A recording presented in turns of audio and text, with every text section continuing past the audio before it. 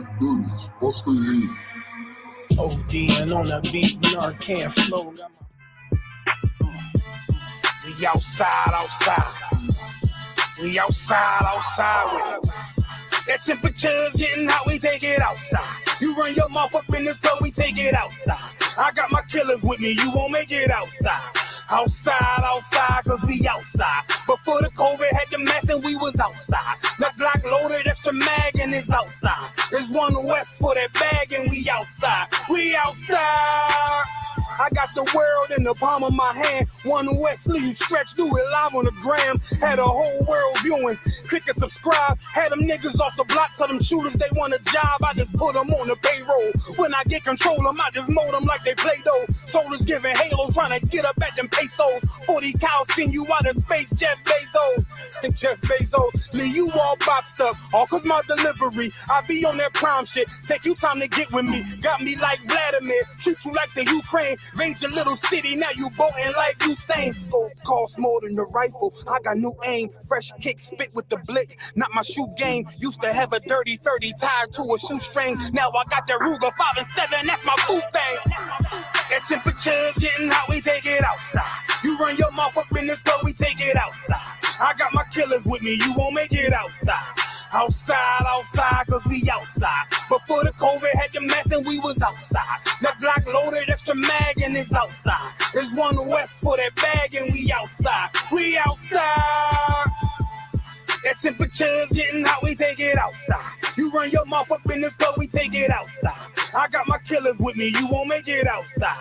Outside, cause we outside. Before the COVID had the mess and we was outside. The Glock loaded, extra mag and it's outside. There's one west for that bag and we outside. We outside.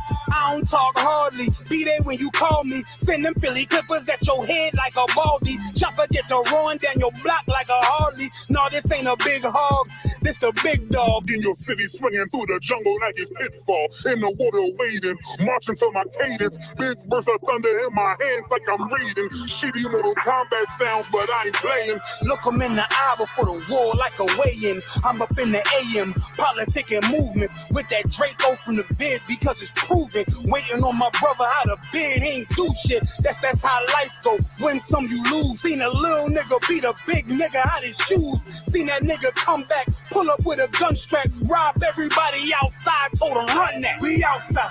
That temperature's getting hot, we take it outside. You run your mouth up in this club, we take it outside. I got my killers with me, you won't make it outside. Outside, yeah, we outside. Before the COVID had the mess and we was outside. My Glock loaded, extra mag and it's outside. It's one west for that bag and we outside.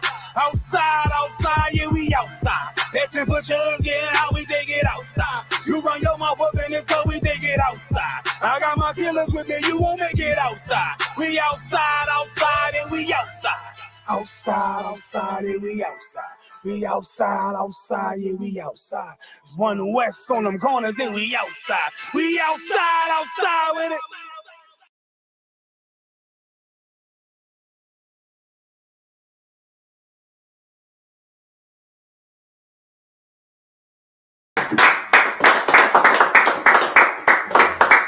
You already know what it is, man. Street Talk Podcast, ISUPK 1 West. You understand, where we come to you live and direct. All right, about recent topics, having many discussions, man. We told y'all we was gonna have some special guests, man. We got the Horton brothers right here. Let's give a hand to them, man. And what's so special about this interview is, man, this is Officer Quatdazar folks right here, man. This is his father on the left-hand side and his uncle on the right-hand side, man. And these two brothers, man, are doing some good work out here for the community. So really, man, we're gonna let Officer Quatdazar. I know he always the silent killer on the podcast, but man, he's gonna sit up there and speak with his father, speak with his uncle. All right. So, you know, they can sit up there and give their story to the people, man. So go ahead, Quatdazar, do your thing. Well, what Officer Carter so eloquently said, these are my father and my uncle. Before we even get into it, I'm going to let them introduce themselves and tell them what they're doing with the community right now, and then we're going to get into some questions. So, wherever you want to go, you can do it. I mean, how you want us to introduce ourselves? You want us to tell a little bit about who we are? Yeah. All right, so I started off.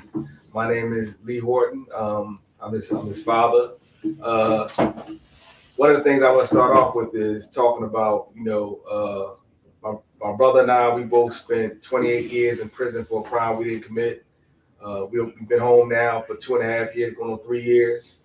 We was arrested, charged, convicted of second-degree murder back in 1993 and 1994. We were sentenced to life without the possibility of parole. Now the thing about it is, and I want to start with this, is that, it was a kind of a blessing and a curse. My brother and I, this is my younger brother, we stayed together the entire time. Something happened that was, highly unlikely. We stayed in actually the same cell the entire time. So, I have a little anxiety right now just sitting next to him because we've been together for just too long.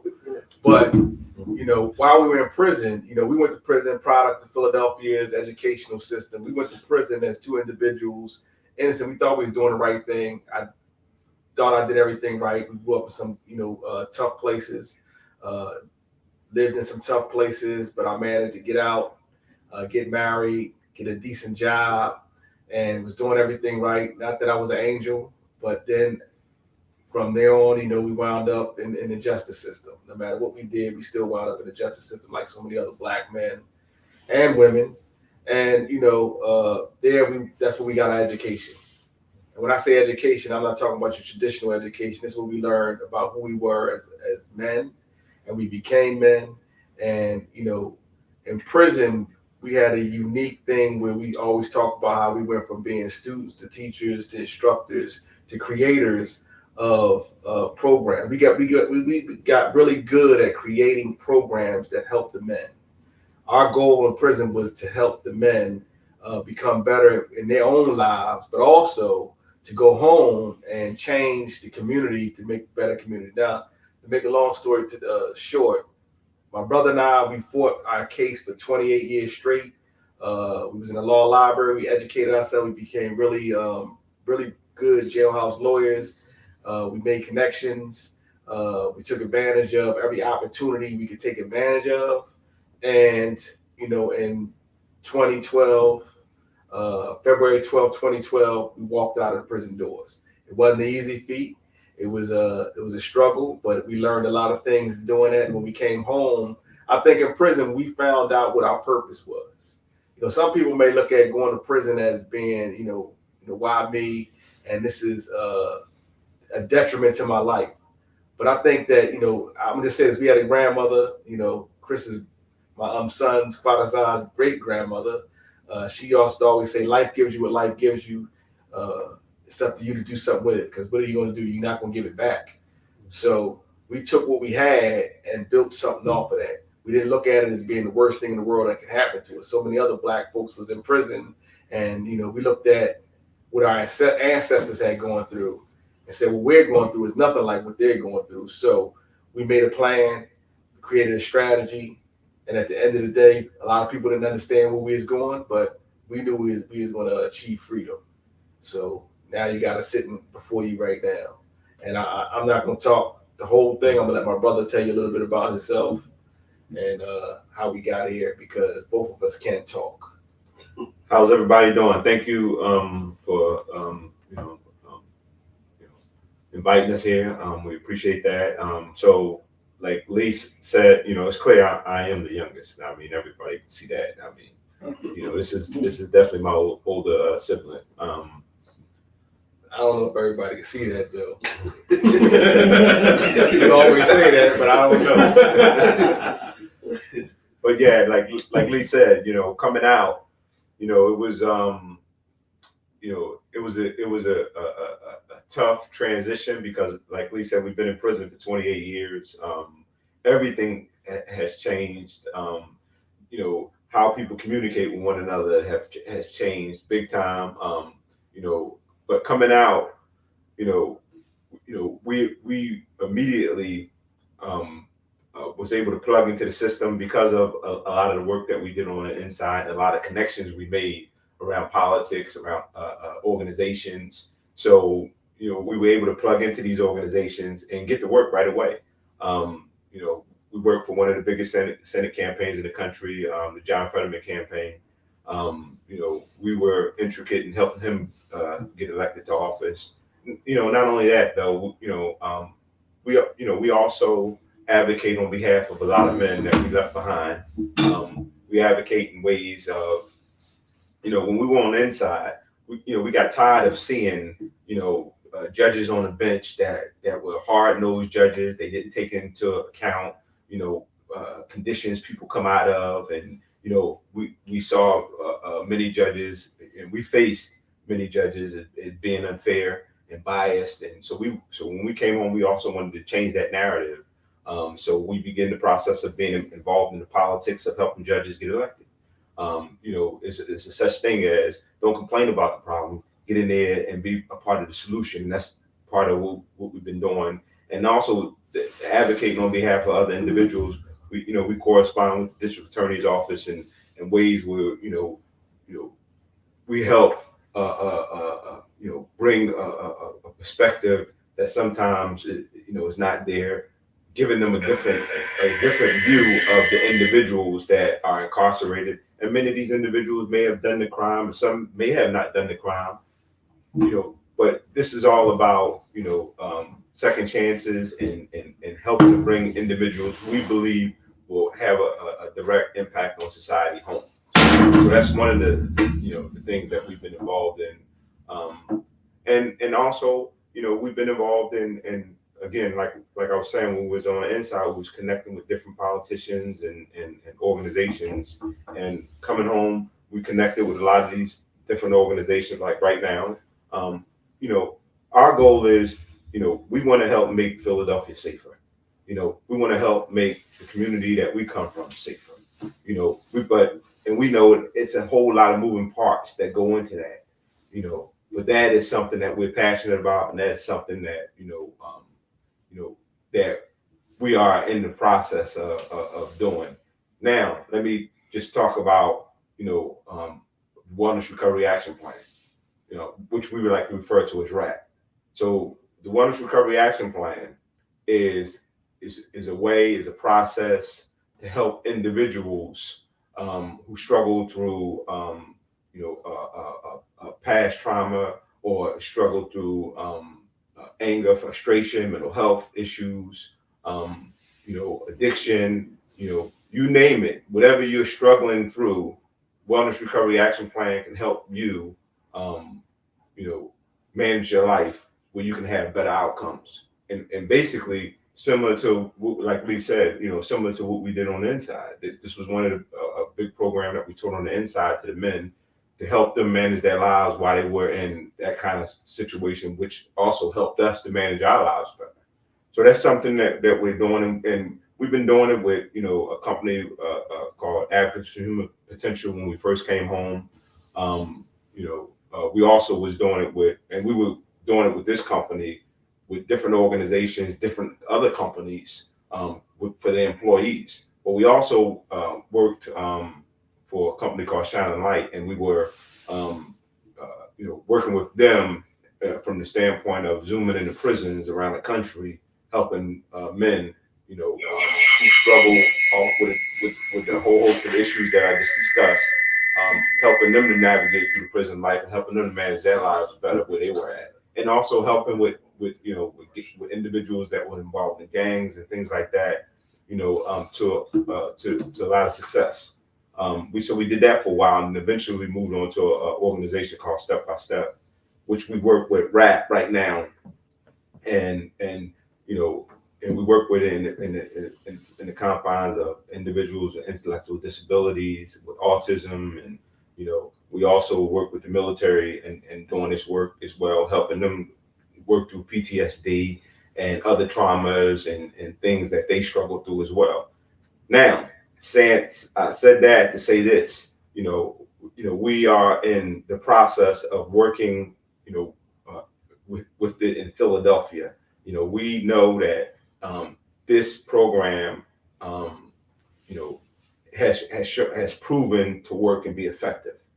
there, this is why we need this program in every part of Black life, the Black community, the brown community, helping us to better manage how we're doing things. And that, let me just say, because I can be long-winded too, so I want to shut it down a little bit, and I want to just end with this.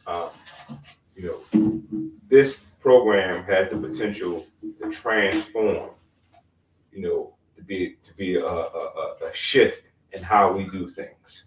You know what I mean? And this is why and do things for the better.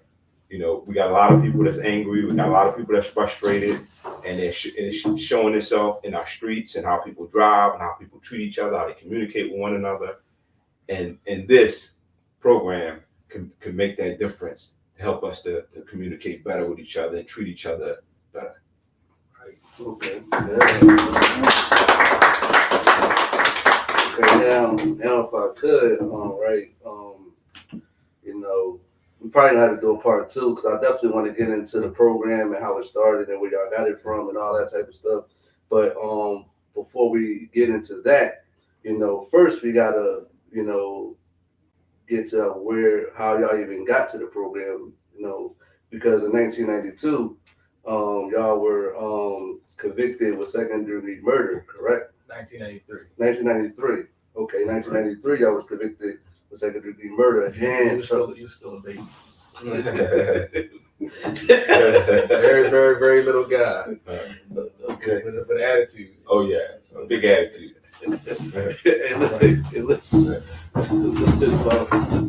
Okay.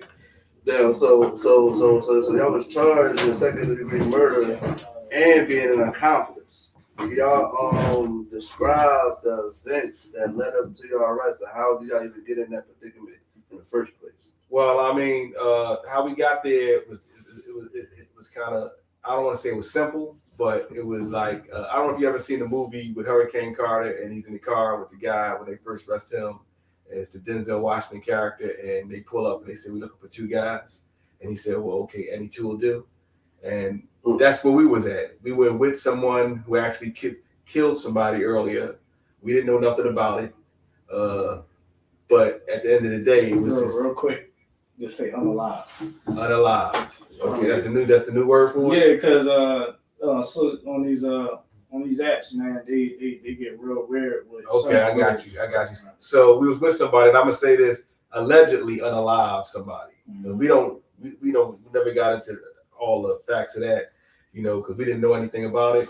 But the person was a friend of mine's, and I had stopped by just to see this individual.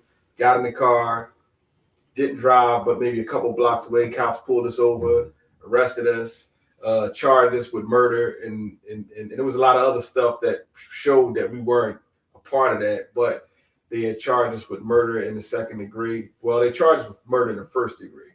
We was convicted of murder in the second degree. What people don't know about our case is a lot of times that our case was a death penalty case. So when we went to court, we were faced with the death penalty. This wasn't just about getting a life sentence. This was also about us getting death if we were at the end of the day.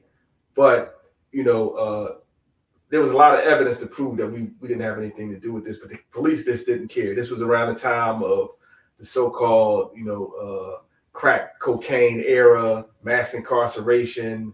They were sweeping the streets of young black men in general. They just, were saying, look, put them all in prison, we'll sort them out later. We became a part of those individuals that was thrown in prison, and later on down the line, I guess we were sorted out.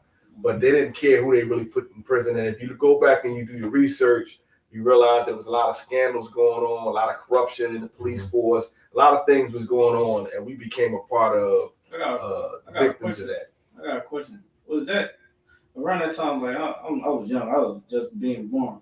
You know what I mean? Was that time when Rizzo? No, that was after Rizzo. This was a time around the Rendell administration. Okay. Lynn Abraham was in, the district attorney at the time. Clinton and Biden had just passed the crime bill. Yeah, 3 strikes. Yeah, all that kind of stuff like that was going on. And we wound up getting caught up in the mix of that. If you look over the last couple of years, talking about us here, but if you look over the last 10 years, it seemed like every single month somebody was coming out who was accused of a crime that they didn't commit. And I can say that my brother and I, we were with a lot of men inside that we formed a network of individuals who were wrongfully convicted, actually innocent, and then just some guys that just should have been sentenced to 5 years, but was sentenced to 30 years. And a lot of us came home because, at the end of the day, the evidence was always there to prove that, a lot of us didn't commit the crime. But I just want to say this: while we were in prison, we went through. We're here now sitting before you, but our prison time was bad. It was rough. We're gonna get to that. We definitely gonna get to that.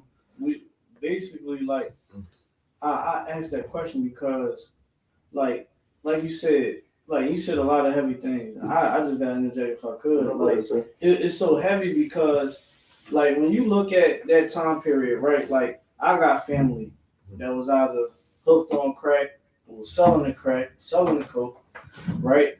And industries doing what they were doing. But what's sad is, they try to put these laws to try to, oppress us so bad that y'all was innocent, and now y'all, you know what I'm saying? And you would think they trying to uphold the law because Joe Biden was, we got to uphold the law. If it's a quarter worth of crack, you getting sent to jail, for harsh times. And the whole time, they trying to act like, they being law-abiding, politicians, but the whole time, you know what I'm saying? They not even looking at the evidence of y'all case, and they just trying to throw the book at y'all man, the hell with your life. You know what I'm saying? Well, I mean, if you look at back then, though, it was this thing of quotas. How many convictions can we get? People wanted to meet quotas. The police wanted to meet arrests. How many people can we arrest? And the prosecution wanted to meet quotas. Let me just say this: we were offered deals. We could have been home, but the deal 4 years, 5 years. Do 4 years, 5 years, you out. But you need to testify against these individuals. But if you're not there, what are you going to testify to? And my brother refused to compromise ourselves to go in there and lie on somebody and say they committed a crime that we didn't see just to get off. And they knew that y'all ain't serious. So but they want that guy so bad. They wanted him, yeah. So, and when we wouldn't do that, it became a matter of fact. People say we became I want to say the James brothers instead of the Horton brothers. And it became, since y'all two brothers, we gonna let it fall where it fall. We know they knew we wasn't involved, but they was like, it's gonna fall where it's gonna fall, and whatever happens to you. But then it was painted as if when you say the Horton brothers, it has a different ring to it than one individual by himself. And we became the crime team to the court and to the jury. That's the way they try to portray us, and that wound up getting us convicted. And a lot of the stuff that was in court was all false. Oh, yeah. And it took us those 28 years to unravel the convoluted confusion that they created in order for us to be able to get free. And the thing is, we didn't get free through the traditional way. We got free through a way that was the most unlikely. It was like impossible. And I can tell you this, and we'll probably talk a little bit more about it. We had somebody who kind of helped us to put together what they call a commutation application. And a commutation application is where you go to the governor and you say, look, I'm sorry, I've worked on myself. Can you have mercy on me? So when that person came to us and said, maybe we can file this, we looked at them and we kind of laughed about the whole idea of filing this, because how can we go to the governor and say we committed a crime that we didn't commit? That's not something we're going to do. So the person suggested we file what they consider now an actual innocence application. So we filed the first ever actual innocence application. So we asked the person, okay, we filed this, how likely is it that we can actually achieve freedom from this? And the woman looked at us and said to us, it's going to be as easy as getting the camel through an eye of a needle. She said, pretty much it's slim to none. But we're going to go at it. Y'all will be the test case. And if you don't get it, maybe somebody else will get it after you. So we took on that challenge. And after that, it was a rumble. It was a fight for the next 3 or 4 years. And we did that, and we achieved the impossible. Now, let me ask you a question. I was just talking to my young boy on a jail call the other day. and he was like, he was studying his case. Like, was that something that y'all had to do? Like, study y'all case and know the ins and outs? So, oh yeah, without a doubt. You know, when we went to prison, you know, we was not up to speed on, you know, understanding the law. Mm. You know, understanding the law is critical to, you know, to your survival, to your, you know, to particularly if you sentenced to a lot of time in prison, if you sentenced to 10 years, 20 years, and so on and so forth. Like us, we, you know, we were pretty much going to die in prison if we didn't, you know, because most people don't know, you know, a lot of particularly people in Pennsylvania or Philadelphians or whatever, they watch Hollywood movies, so they think that we on California time or we on New York time. No, when you sentence to life in Pennsylvania, that means you die in prison. Yeah. It ain't no coming back. That means you're dead. When you come out of that prison, you come in feet first.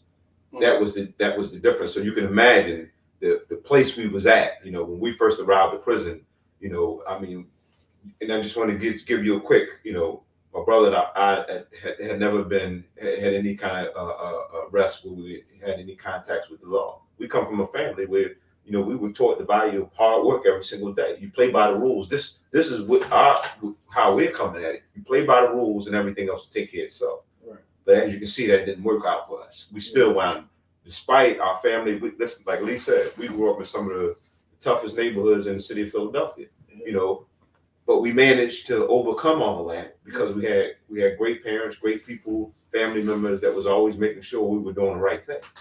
Despite all that, we still wound up in the system. And when we wound up in the system, you know, we were faced with everything you possibly could be faced with. You know, first timers into the system, you know, this was a foreign world to us. This is like a whole different, you know, society, totally different from what you see out here today. So now we had to survive. And we went through a whole lot of different things. But, you know, of course, we come from strong people who have done nothing but survive. We survived slavery, we survived Reconstruction, we survived, you name it, on and on and on. Right. So, you know, quite naturally, you know, we had to rise to the occasion, and we too would survive. But during the course of that process, you know, we got to a point where, you know, when we put it like this program wrapped out, I'm talking about, that kind of helped save our lives because that helped us to manage our lives better. Before we were just doing enough to get through. You know what I mean? You know, every day we felt like we were out on the edge of the cliff and we was just about to go over because it only takes one thing for you to do before you know it, you start to slide. You know, one fight, one stabbing, one whatever it may be, you know, one assault on staff, and you know, you are sliding, and before you know, you're so buried in the hole that you can't, you know, and so far down, only thing you can do is look up. But we managed to overcome that because we were making great decisions. Yeah. You know what I mean? And so we took that, what we knew, what we found out, and started helping others to also start making great decisions. And to come back to answer your question, we started helping others, you know, fight their cases, and you know, individuals that we knew that were treated wrong by the court system, that were treated wrong by their lawyers. We, in a lot of ways, we learned the law and we became so good at it till we became really good jailhouse lawyers. And we became such good jailhouse lawyers that we started representing other individuals, started helping them get back in court, started helping them file infectious systems on counsel, started helping, in some cases, we fought their case, their actual case, and their issues. They helped them to come home and get free, you know.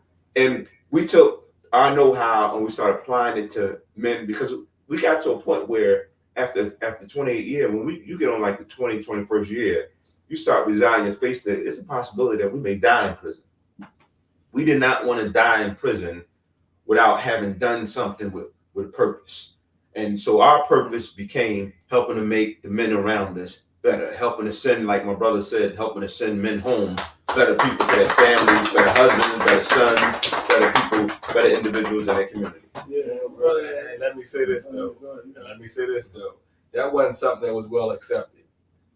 That wasn't accepted by the administration. That wasn't accepted by the Bush. Let me just say something about my brother and I. When we went to prison, we were like two individuals. We were a little different than a lot of people.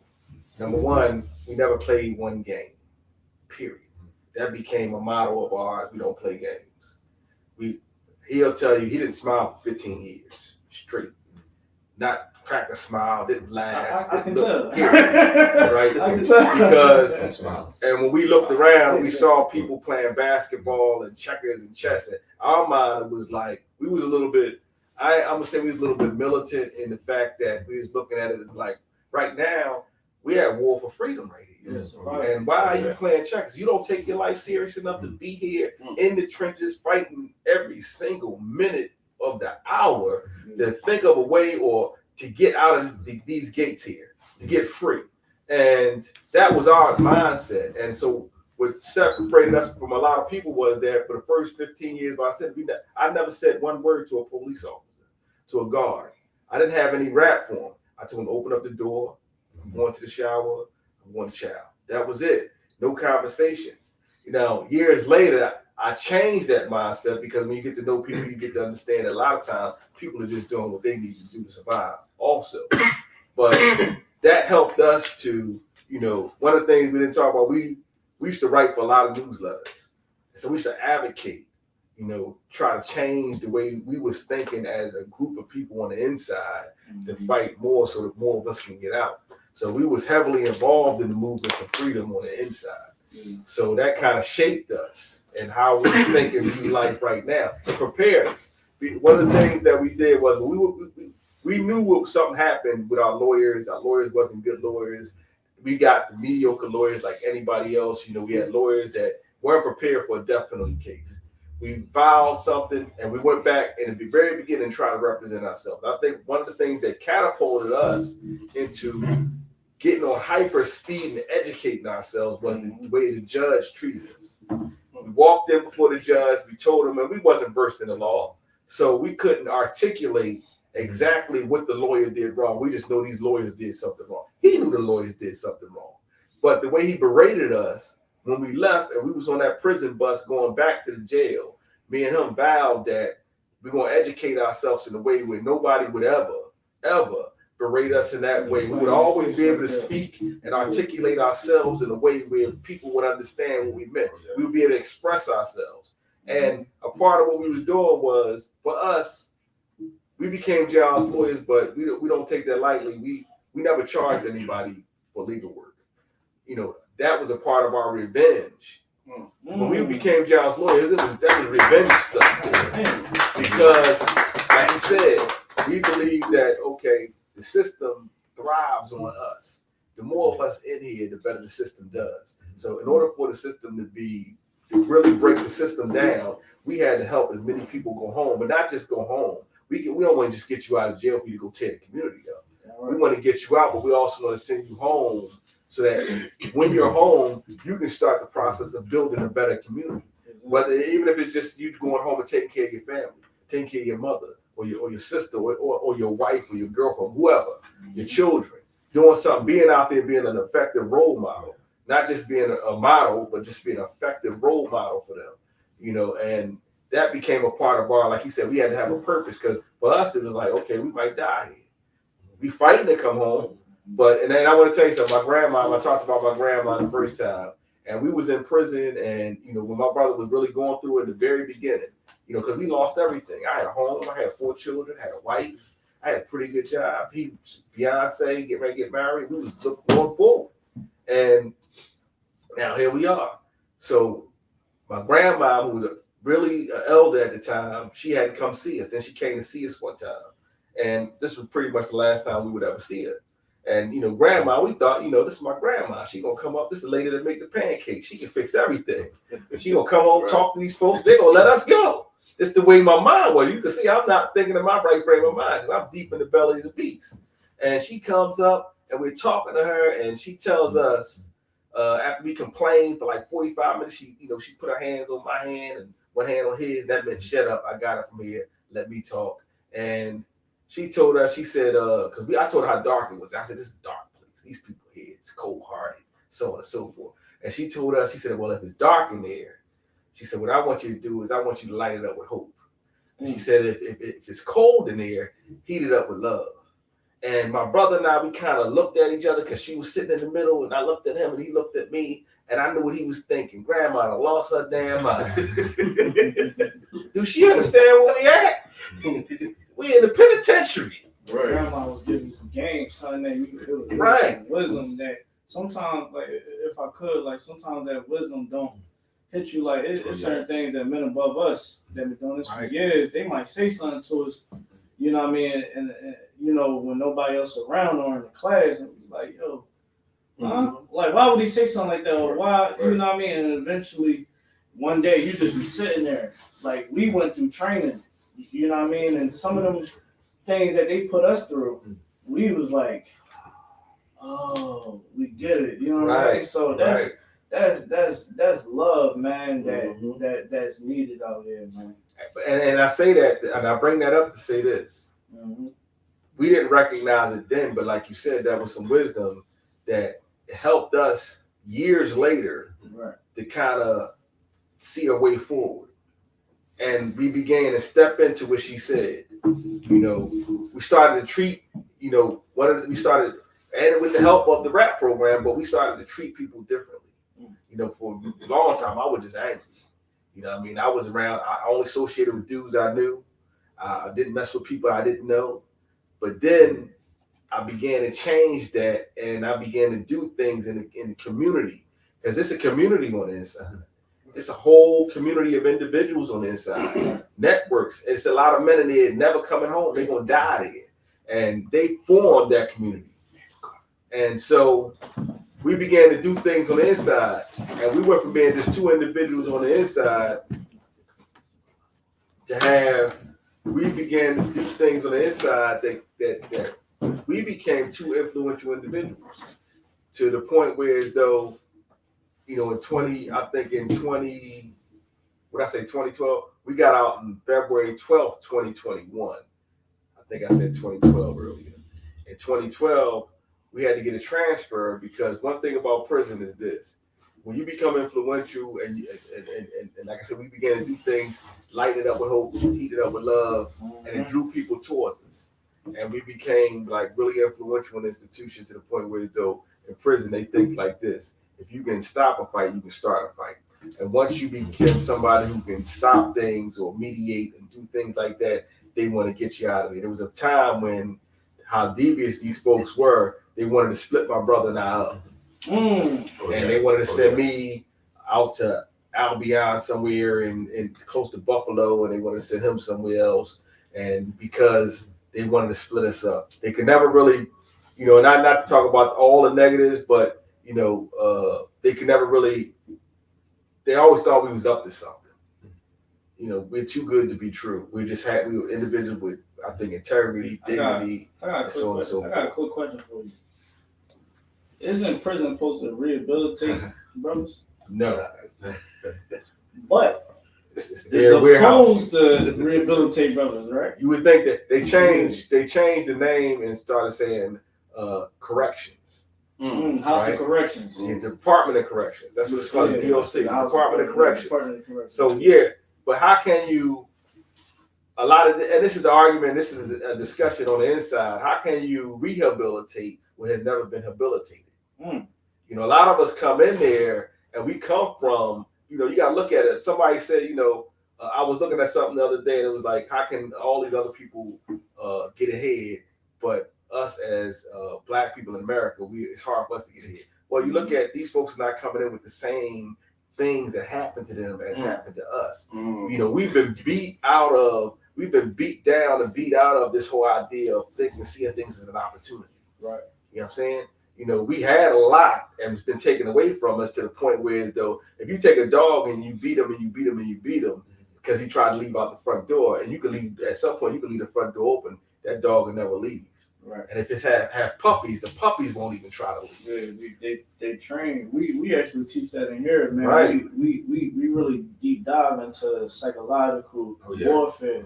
You know what I mean? Like we understand that the oppressive, you understand, he likes to conduct experiments, and especially in our neighborhoods, in our communities, where he will literally put drugs into the community. Ain't no doubt. And then he will make laws to, like y'all said, you know, to throw the fathers away. And this is the part that, while I'm listening to you in this story, I'm thinking about my brother right here and how much of a blessing I want to, like, you know what I mean? Really, because a lot of brothers that's in the inside, they get that phone call like, hey, you know, such ain't make it. You know what I'm saying? Because you're not there, but most high in Christ for the Lord, you understand, for the parenting that he received growing up, you understand, in the game that he understood, like, okay, I gotta move this way. I can't, you know what I'm saying? I can't make the wrong move out here. And now, you know what I'm saying? He in here helping thousands of people. You understand? Being a pillar in here for the Lord. You understand? But the sad part is, man, knowing that someone, because I didn't really understand this story at first. I didn't know that you was put away for so many years. You understand? Until, you know, he came to me and was like, yo, I can bring my father on. He got a lot of things to say. What you mean? He started breaking down briefly, but the sad part is y'all two were the ones that were the victims of that type of warfare that they wanted to do. Like we were just talking off camera, we was talking about the Willie Lynch. Mm-hmm. What happens is once you bond the father, you got the house. So, you know, the oppressor wanted to take y'all out so that now he can grow up to be what? Son that I've been lost in the streets. A brother that had potential, but now he's not here with us no more because he didn't have that proper training at home. You know what I'm saying? And I salute y'all brothers for being in there and actually doing what that place is supposed to do. Sit brothers down and help them get their mind right. Because a lot of brothers, they coming in there, they never had a father.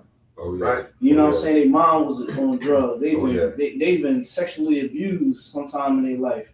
You know what I'm saying? They was trying to find, like, I was in a group where I know certain dudes was only rocking out the way they was because they didn't have family at home.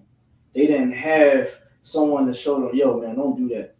You know what I'm saying? And y'all being in there and giving people game and helping them understand how their mindset got to be once they get out and why they in there and what they need to focus on is heavy, man. Can I add to that? You know, and you're right. You know, you got a lot of individuals. We had our work cut out for us. Believe me. You know, we had a lot of individuals that came in from that had parents of the crack era. You know what I mean? And they had a lot of issues.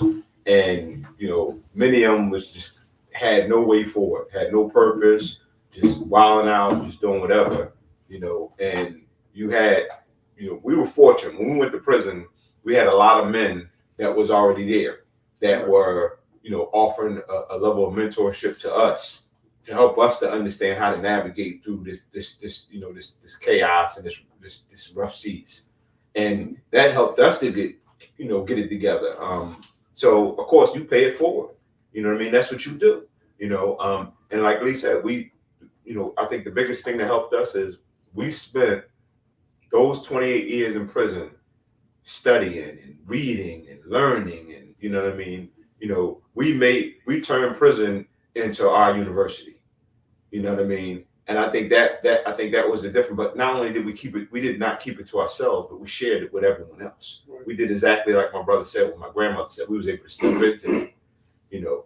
But here's the thing: you got a lot of men, and I'm sure women as well, in these prisons that's been in there 20, 30, 40, 50, 60. Joseph Legion was in there 68 years, if you can believe it, in the state of Pennsylvania. And a lot of these men and women are rehabilitated. They're doing great work in these. This is why you don't hear a lot about Pennsylvania prisons, because they're some of the safest prisons in the country, because of men and women like this are doing the work on the inside, and they're doing it because they care about the community, not because they're looking for something in return, because they all pretty much is going to die in prison, like we were pretty much going to die in prison. You know, this is why we need to change these laws. We need to change a life without parole. You know, right now there's a struggle going on. There's, you know, a war being waged to change that in our streets today, in our society. You know, we should never have a throwaway where nobody can ever change or become somebody better. They do something when they're young, in the early to late teens or early 20s, and it's clear. All the data shows us that individuals don't develop until they're 25 now. This is from all the leading psychologists in the world, that young men and young women don't develop until about 25 when their brains become mature. Right. And we got a lot of men and women that's been in prison.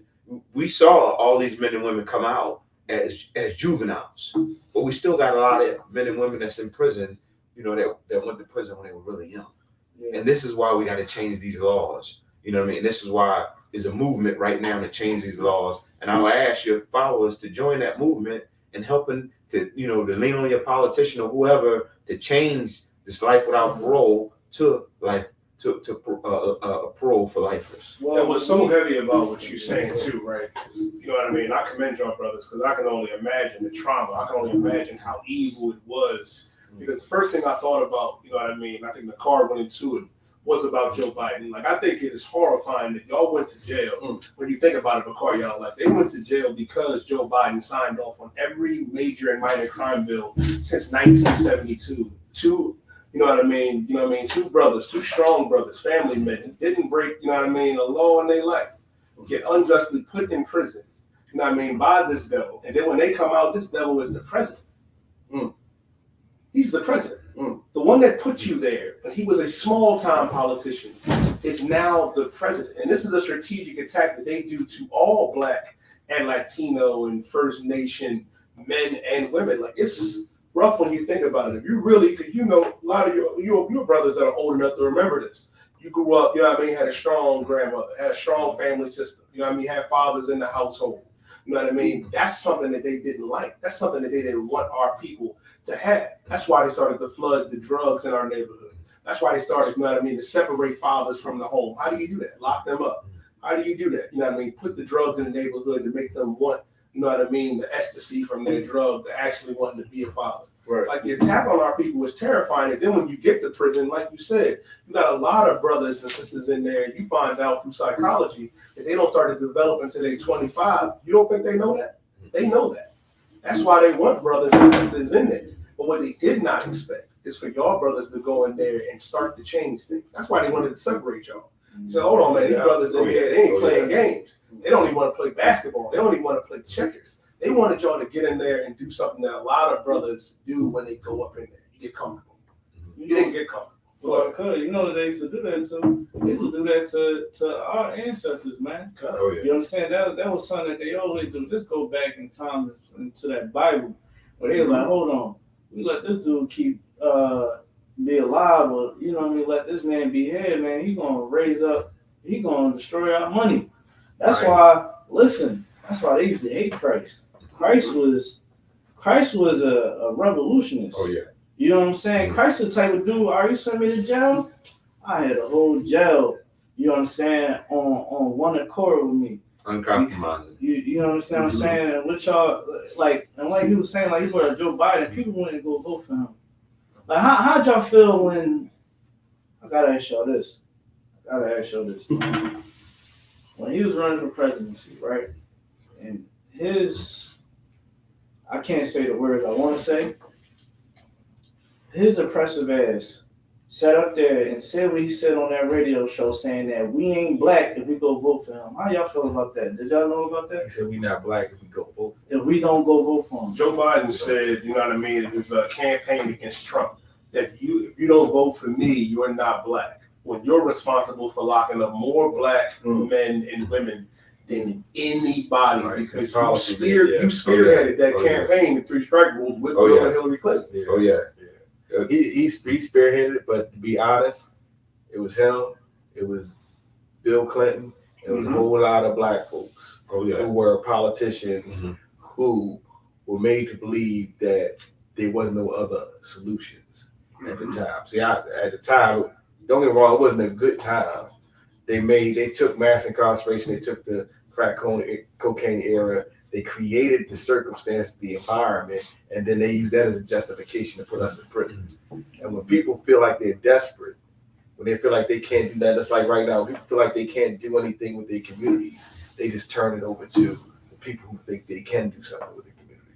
And that's how those crime bills got passed. But, like my brother said, the irony of this is that We went to prison under the time when he voted for those crime bills. When we came out of prison, we worked for one of the biggest Senate campaigns in the country at the time, and he wound up going to actually the State of the Union. He went to the State of the Union. So for me, it's like everything comes full circle, and that gave us a voice. And now trying to help to shape what is the bills that's coming down the pike now will look like. Because it's easy to look at it and say, okay, he did this, but now the thing is, how do we get in the room so that we can make sure nothing like this don't ever happen again? If you understand what I'm saying. Well, I understand exactly what you're saying. And I'm going to tell you what the solution is. A product of that solution is sitting right there. Flesh of your flesh, bone of your bone. Right. Officer, Precinct Officer Kwakazai Karai was a product of that. Right. Because here in the Israelite School of Universal Practical Knowledge under Commander General Yohanan, I mean, we teach, you know what I mean, that the oppressor is the devil that the Bible speaks of. Right. That we have to come back to our God's laws, statutes, and commandments. That we have a king that we have to put our trust in. That's why we are building Christ's kingdom now. You know what I mean? You brought up, and I would love to hear more about your organization, but our organization is also in the prison, you know what I mean, every prison system in America and out there in the West Indian Islands and South America. We shout out to Precinct Captain at 10,000 Sakar. Then we big up, you know what I mean, Officer 500 Mashamar. We got plenty of brothers, you know what I mean, that are in prison right now that are raising other brothers up, teaching them, you know what I mean, the laws of the Bible and how to be better men. Because that's something that they don't want to do. Right. They don't want to do that. Like a lot of our people, you know what I mean, think they have this mindset, and you brought it up that you had a lot of black people that did that. I believe that. Because, I mean, Christ spoke about that. When Christ, paraphrase it, when Christ said, "You are your father the devil," he was talking to Uncle Tom Negroes. He was talking to Uncle Tom Negroes at his time that wanted to be under the Romans. And that's why, you know what I mean, a lot of our people didn't want to get down with him, because you got comfortable in Roman society. It's no different than today where you get comfortable in American society, where the solution is right in front of our face and it's coming back together. Like what y'all did, y'all went up in there and said, "Yo, man, we got to get together. We got y'all comfortable. We shouldn't be comfortable."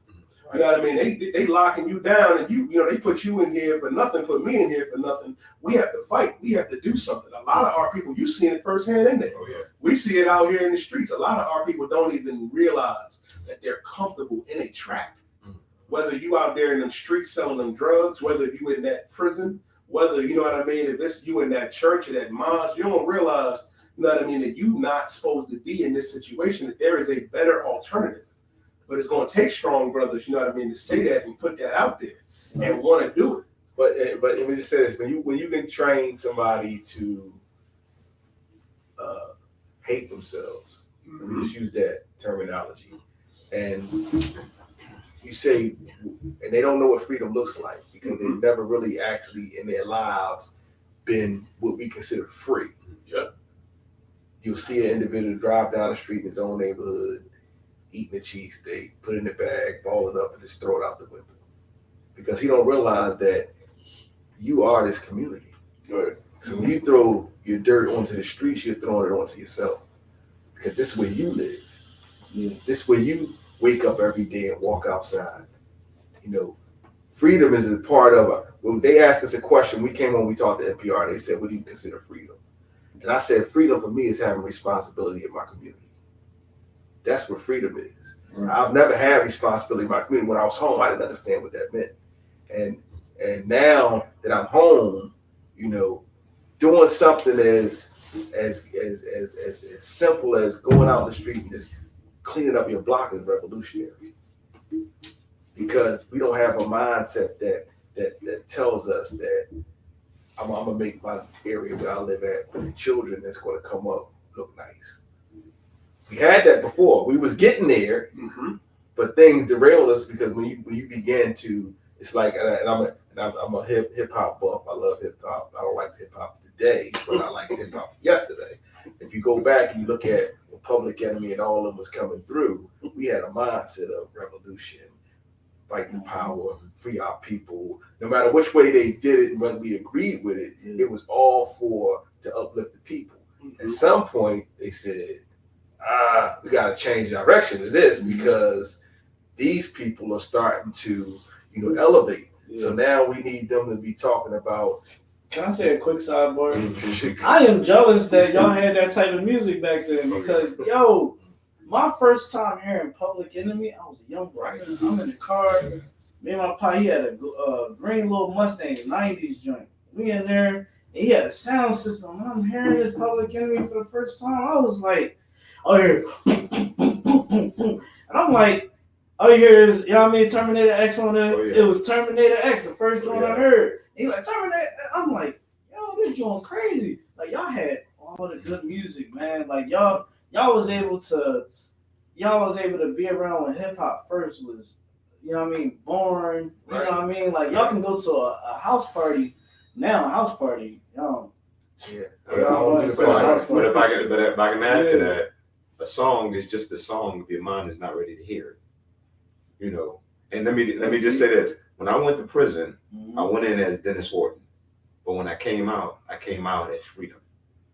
You know what I mean? I took on the name Freedom because, you know, I'm finally free. Right. I understand what true freedom is then.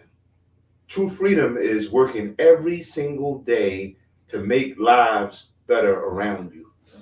That means your family, your community. You understand what I'm saying? People you know and people you don't know. Right.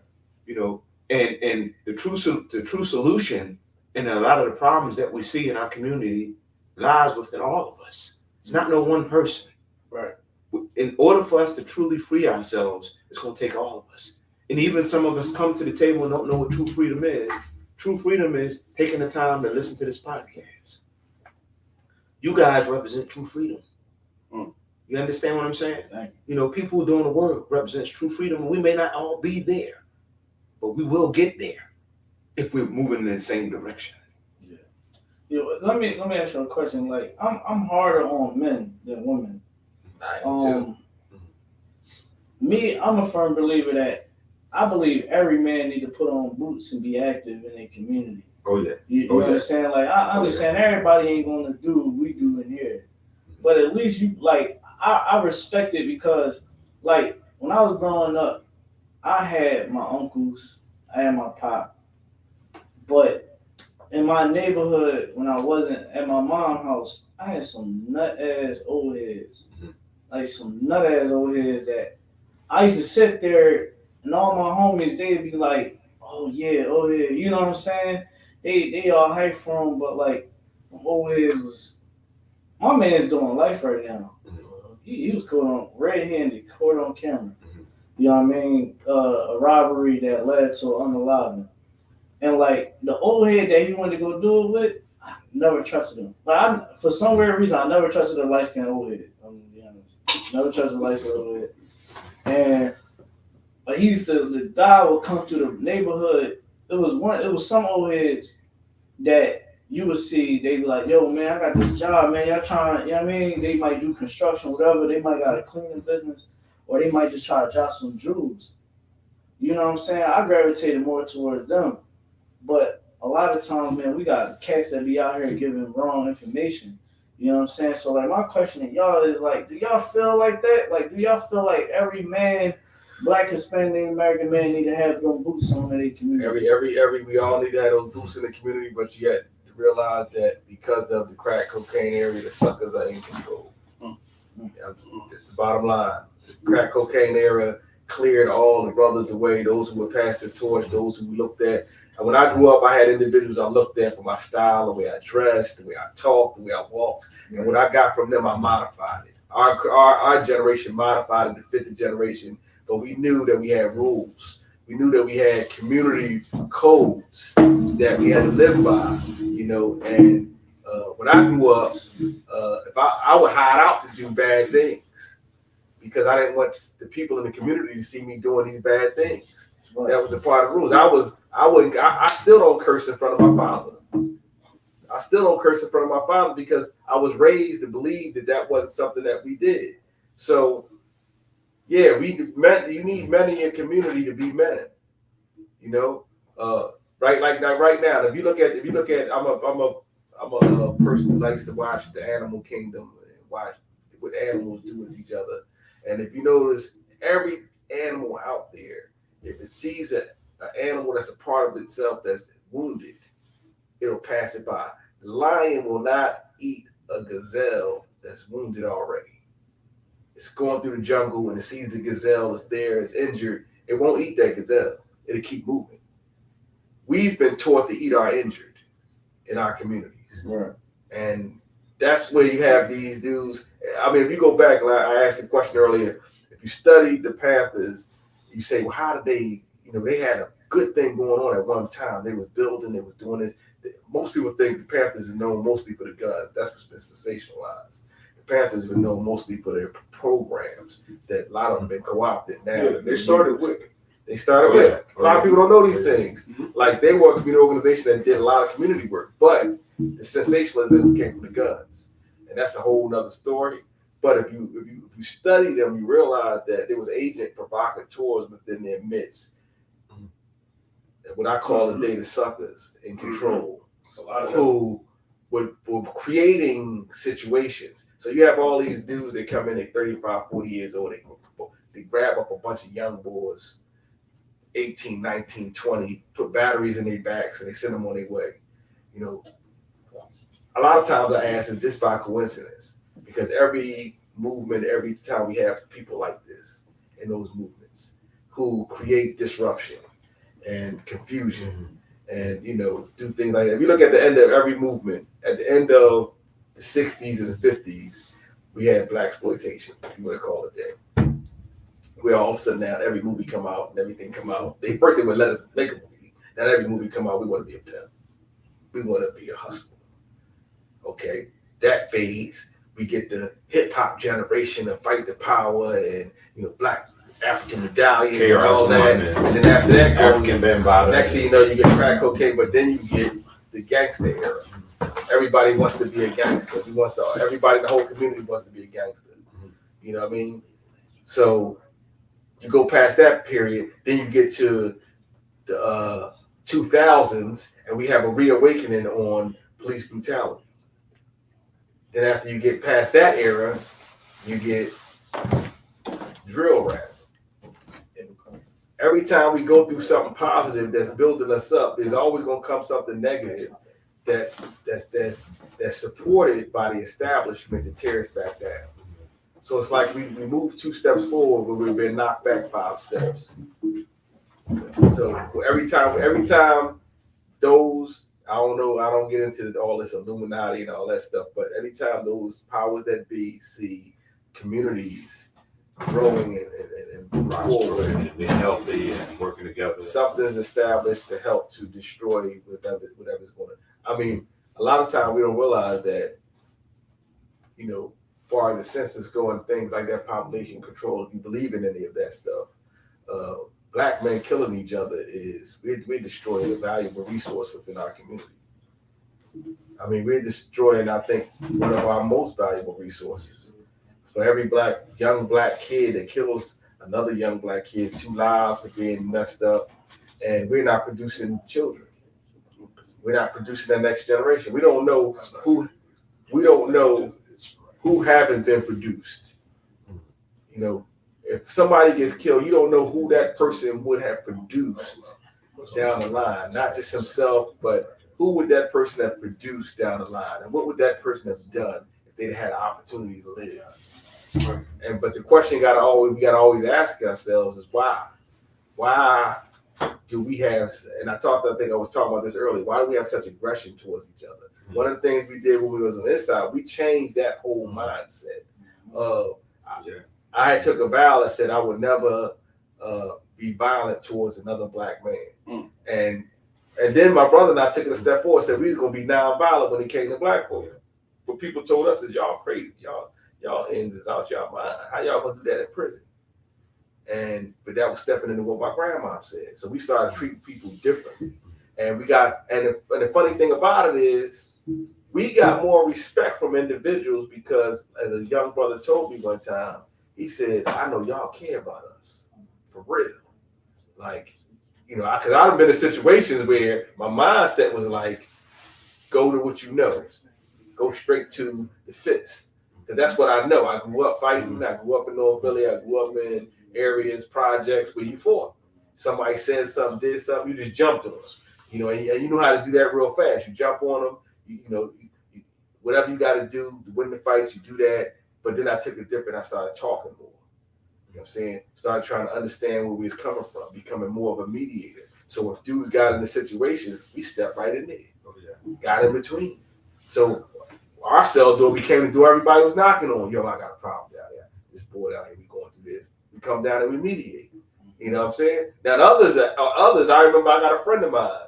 You know, he's home now, but he had a life sentence. And I remember when he was like, he didn't think he was coming home. So his whole thing was like a knife. I got a knife in my fist. That's what I got in here. And I changed his mindset from that. He became a leader. You know, because people don't care what you know until they know that you care. And they want to know that you care by your actions. You can talk it all day and night, but when it comes down to it, what are you going to do? Is you going to stand with me when I need you? And when you know I'm not in my right frame of mind, is you going to stand against me, or is you going to take me in and try to help me to get back to who I really am? And a lot of times we're on the other side. You know, every little thing sets us off. You know, we used to have discussions on the inside. Like I say, when guys come on the block, what's your first thought? And why do we always say, like, I don't trust dude? I don't trust this person. Before we even met him or even know him, it's just something about him, man. I don't like him. I don't know if anybody's ever had that or been around somebody that said that about somebody that they don't know. Yeah. Why don't you like him? I asked Chris, and then I don't condone the drug selling and all of that stuff, but I've always asked the question to myself, why did we make those connections where as though we linked up like other groups and maybe huge? Like, why can't we work together? And why is jealousy like one of the biggest things with us? Like, oh, he making all this money, we gotta kill him. Right. Now, if I could, not to bring all that into it, but if you understand, all that stuff is connected to how we operate, how we act, and how we move. Right. Now, if I could, right. So, with that all being said, you know, because right now it's all about the youth right now. So what advice do you have for the youth today that got suckers as, you know, the leaders? To what advice do you have to them? For the young youth today that don't got no guidance, they just got little grown adults. How you said when we were talking about it yesterday, they had grown adults. I mean, not grown adults. I forgot the term that you used. We were talking yesterday about how they're like babies and grown men bodies, something like that.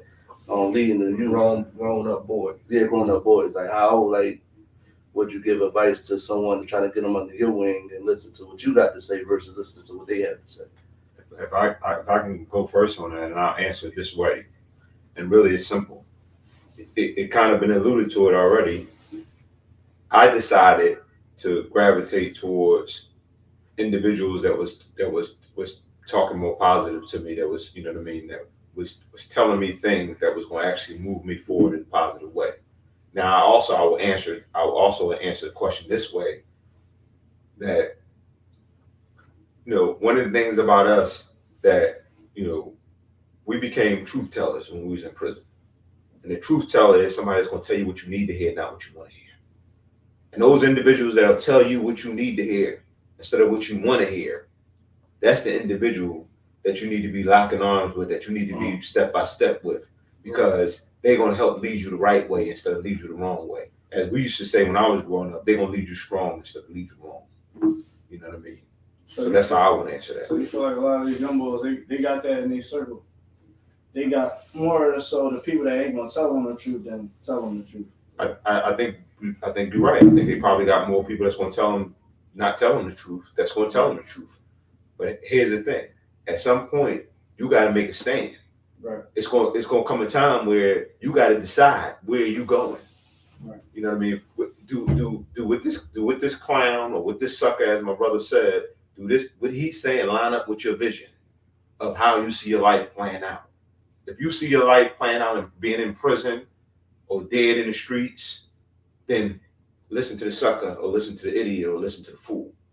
But if you see your life playing out, you know, being a family man, being a part of your community, being productive, right, positive, trying to be an agent of change in whatever way that looks like to you, that can have a positive impact on all people around you in your community, then maybe you ought to listen real close to the individual that's telling you what you need to hear and not what you want to hear. That's heavy, y'all. You know what I'm saying? I definitely thank y'all for the game that y'all dropped today. You know what I mean? Giving y'all testimony and what y'all been through. Like, man, I take my hat off to y'all brothers because, man, I know for us out here it's hard. I can only imagine what it is behind the walls. You know what I'm saying? And definitely, man, I want this information to get out to a lot of people, and it is. You know what I mean? Thousands of people has already been watching. They watching and they listening. A lot of y'all getting a lot of good feedback. You know what I'm saying?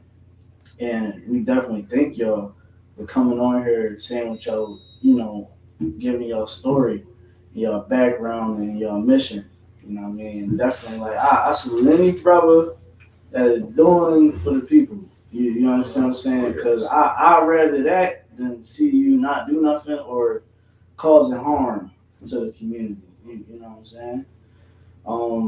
So I wanted to ask y'all a question. Like, I know y'all time. I'm still trying to be cautious of y'all time. We was actually going to start going into certain topics that y'all can, if y'all got time, y'all can entertain for a quick second or two.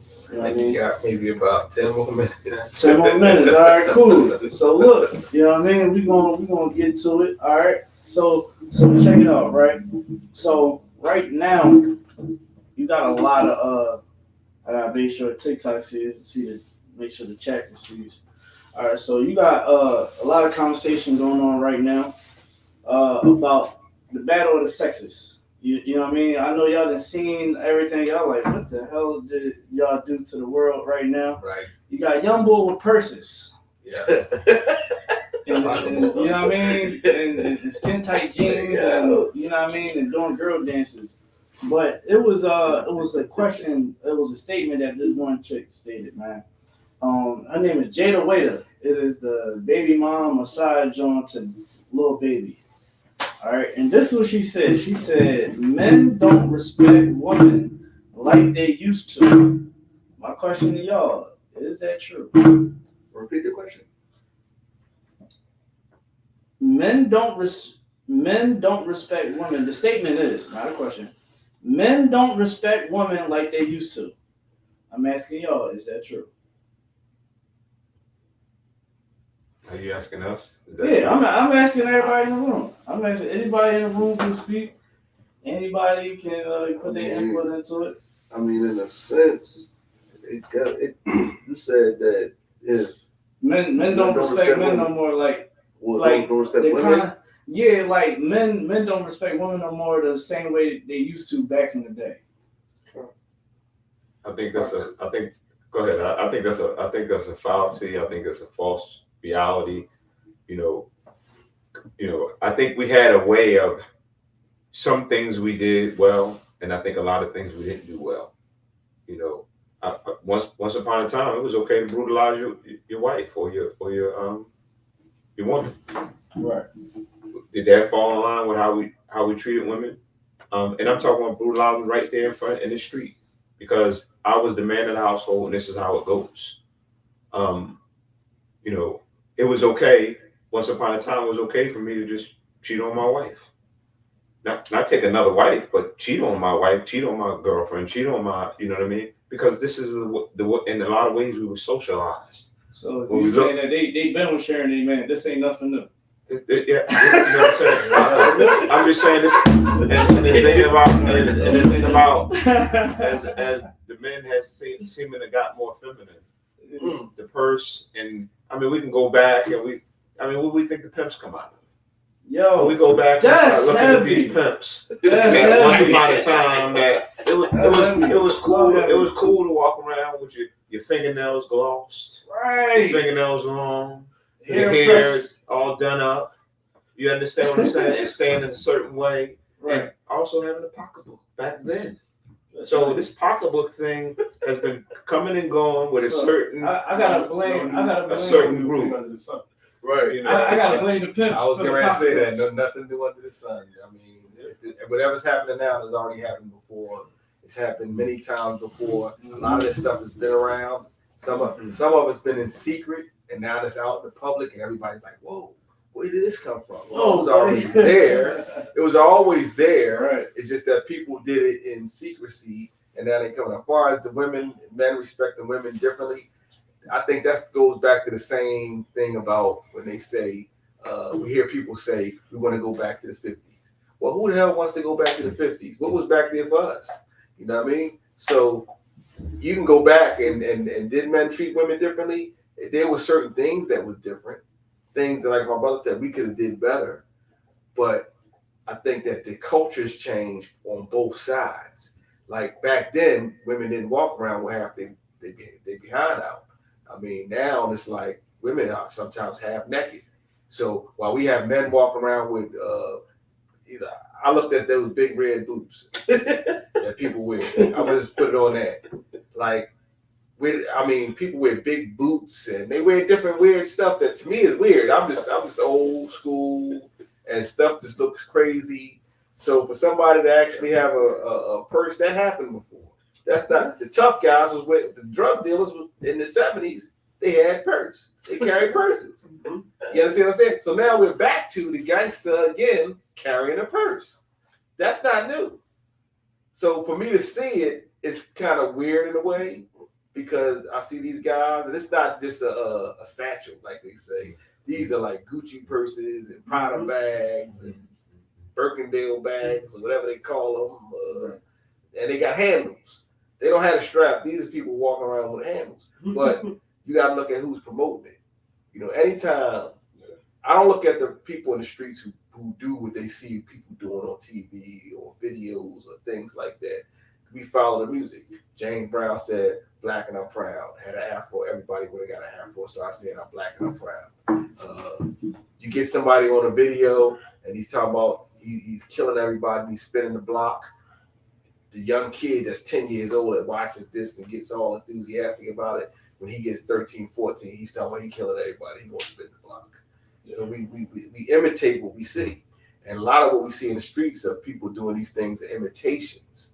They're imitating what they see in celebrities. Celebrities, we're the only people that celebrities and sports figures and comedians are our leaders. That's a damn shame too when you think about it. We teach on that we're the only people that have entertainers and athletes where you're like, well, LeBron's a leader. Yeah, I appreciate the brother, you know what I mean, making schools, that's fine, but he's really good at getting triple doubles. Tiger Woods is good at hitting, you know what I mean, the putt, getting a hole in one. You know what I mean? Patrick Mahomes, Lamar Jackson, they're good at throwing touchdowns. I don't expect them to go out there and be advocates and clean up, you know what I mean, the community. It's not their responsibility. And like to add, you said something that was heavy. Like go back to the 50s in this mindset where the women, you weren't wearing your behind out there like that. Of course it was a different time. Then you got to ask yourself, where did that mindset begin to change? And you brought up a good point. Late 70s, early 80s, if you look at Lil Uzi Vert, he would have fit in nice in the late 1970s and the 1980s. You know what I mean? You watch, I was watching, what's that movie called? My father used to watch it all the time. Willie Dynamite. Willie Dynamite. Like the scene with Willie, you know what I mean, going down the steps with the platform shoes, getting out the courthouse with the music playing. You be like, man, that's a smooth brother. That's a smooth scene. I'm looking like, yo, what the fuck is he wearing? Like, what's up with him? Like, he looking at my dad like, was this what you doing in the 70s? Is this how you was rocking? One of the Isley brothers? Yeah, Urban and Fire. There was some stuff going on. I seen one boy had a skin tight biker set on with the Budweiser.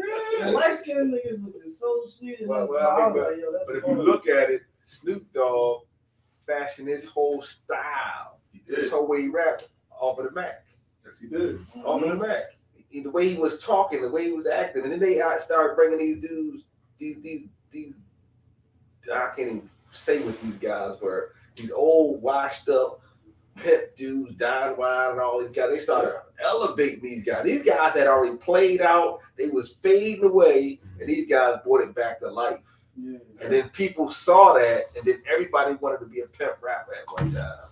And then everybody in the street started having the pimp style. Guys walking around with cups. I was in the penitentiary, but I see on TV guys walking around with the cups, and I was like, what is that about? Like, what's going on with our people where we're like degenerating down into these like caricatures of ourselves. And if I can add to that, and I, you know, I hate to disagree without being disagreeable. You know, when you look at LeBron and you look at, you know what I mean, Jackson for Baltimore and Tiger Woods and, you know, and all these individuals that do have a platform, you know, a lot of our young kids don't have people that, you know, that they can turn to. They can give them a positive direction. So they look towards a lot of these individuals because they don't have that reinforcement at home. Mm-hmm. You know what I mean? You know, when I was coming up, I had some positive influences, but I had a lot of negative influences as well. You know what I mean? But when we were coming up, you know, I was singing Black Cop. Black Cop for 400 years, there was no black cops. Right. You see what I'm saying? Riding around the block. You know what I mean? So I had a balance. You know, I had, you know, Harrison one, you know, and then I also may have had Coogee Rat, Brother on the Run. You know what I'm saying? So back to your original point, you know, these individuals, you know, you may not like it, but you need to be responsible when you got that platform, because you can sway a whole lot of people. You know what I mean? If you look at hip hop, a song can be dropped with telling individuals to go murder, go do all this nonsense, and before you know it, you got all these young boys out there doing all this nonsense because they think it's cool and they think this is what it's all about. You know what I mean? They're not being responsible with that platform, and just to be fair, a lot of them really don't even understand the platform they have. They just stepping into it, and the organization, you know what I mean, that's controlling, you know what I mean, the industry is really leading them and telling them what to say. Because to go back to my brother's point, a long time ago, when we had African Bambaataa, you know what I mean, when we had Grandmaster Flash and the Furious Five, and you know, and so on and so forth, we had a plethora of individuals that was rapping, that was bringing a message.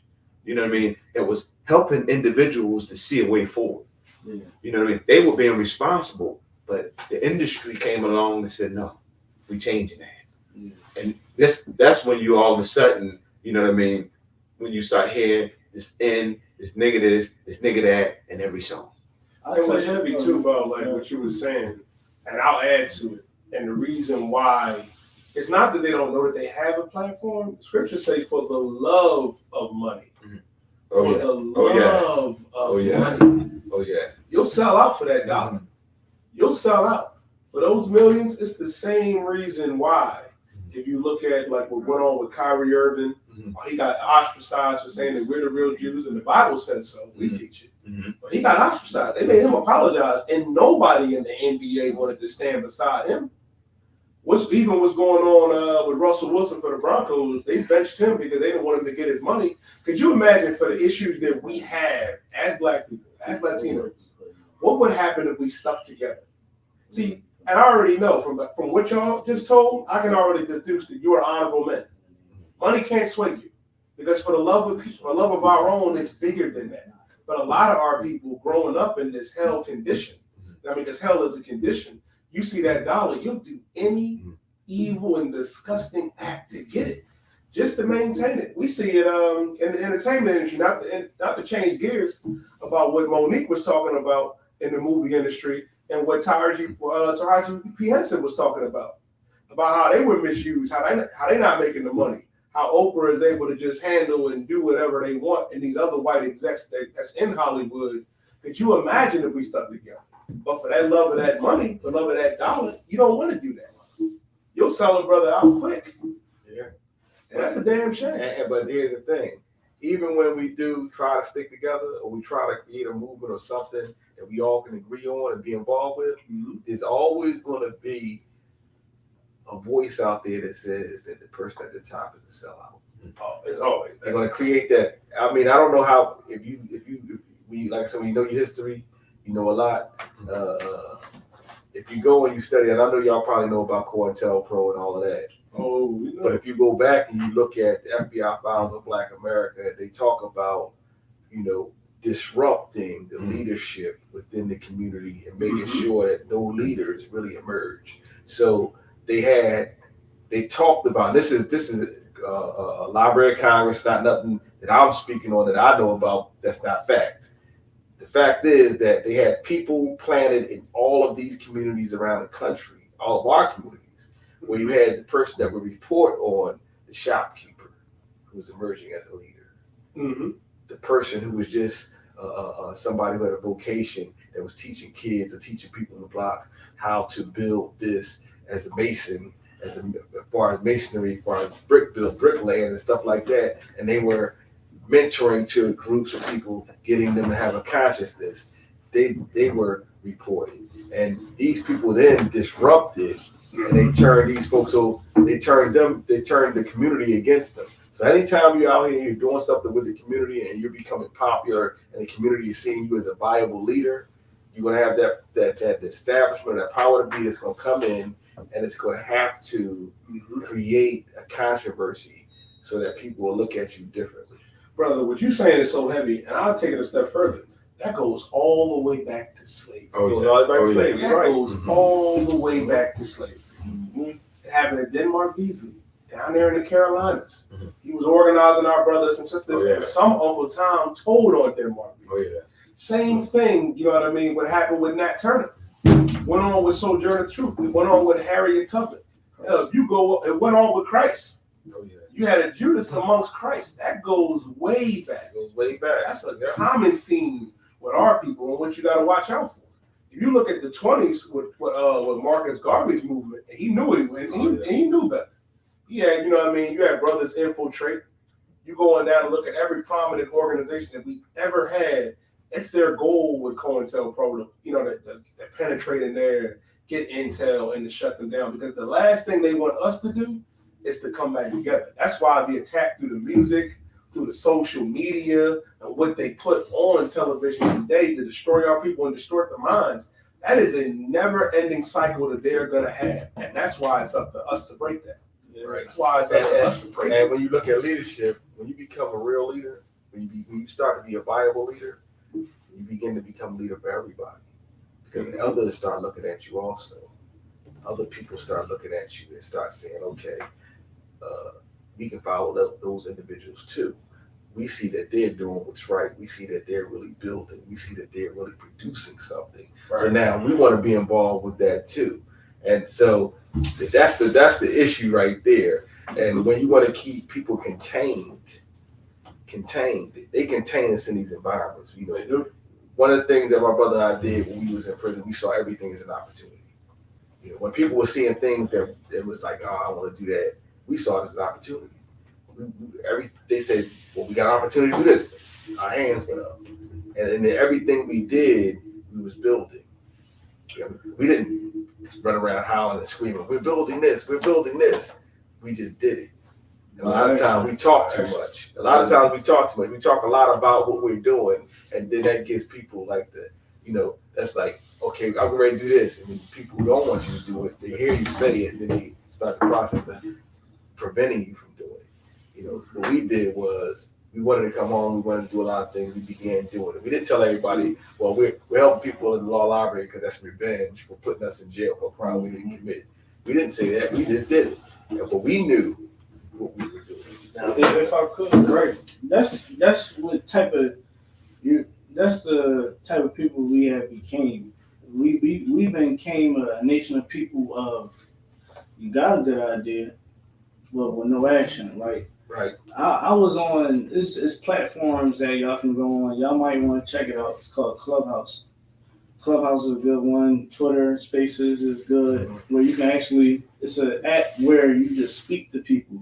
It's like a telecommunication app. So I was on this app for a year, so like a good year and a half. And we were going to these platforms where everybody had debates, people saying, oh, well, we should do this as a people, and oh, this is our problem. You know what we used to go in there and do? We got solutions. Look, let's stop debating. Everybody got good ideas right here. Let's make this a room into networking. Let's network right now. I got food drives that we can go do. I'm on the food drive department here in Philly, but I got brothers everywhere in the city near you. What's up? And I would do that on purpose. Why?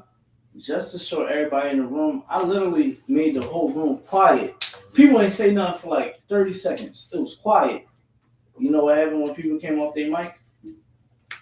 See, we gotta start doing, and they started going back to debating and this and that. I was like, and I went back in there. I said, see, this is why you understand, y'all seen it as a joke. Like what y'all saying is heavy. Like we have to stand on business. And here in this school, you see it right there. You see it, no excuses. We got it. Like if y'all look up right there, right behind you, there's no excuses. You understand what I'm saying? Like that's what we go by. Like making this podcast, we ain't just say, yo, we gonna make the podcast. You know, we said, yo, we gonna make the podcast. All right, when we gonna launch it? And we gonna launch it next week. Boom. Hey, we gotta make some investment, this and that. Guess what? It's gonna get done. We don't have time, like, and we understand through the scriptures that we don't have precious time. This ain't the place of our rest. Like, and here, you see this brother face right now? I want everybody look at this brother's face.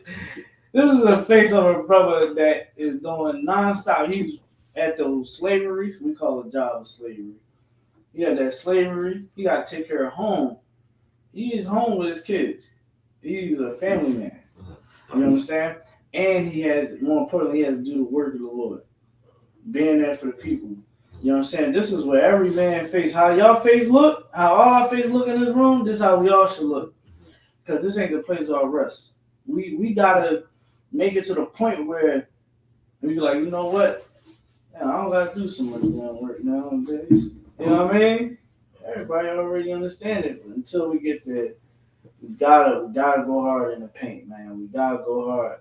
You know what I'm saying? So what y'all saying is true. Don't be all talk. And me, I'm the type of person.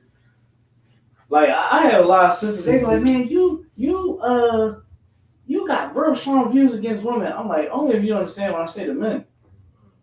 See, you only hear what I'm saying to you, and that's why I brought that topic up. Because to really speak on the topic, I feel like we kind of narrow off it a little bit. I want to speak on the topic a little bit.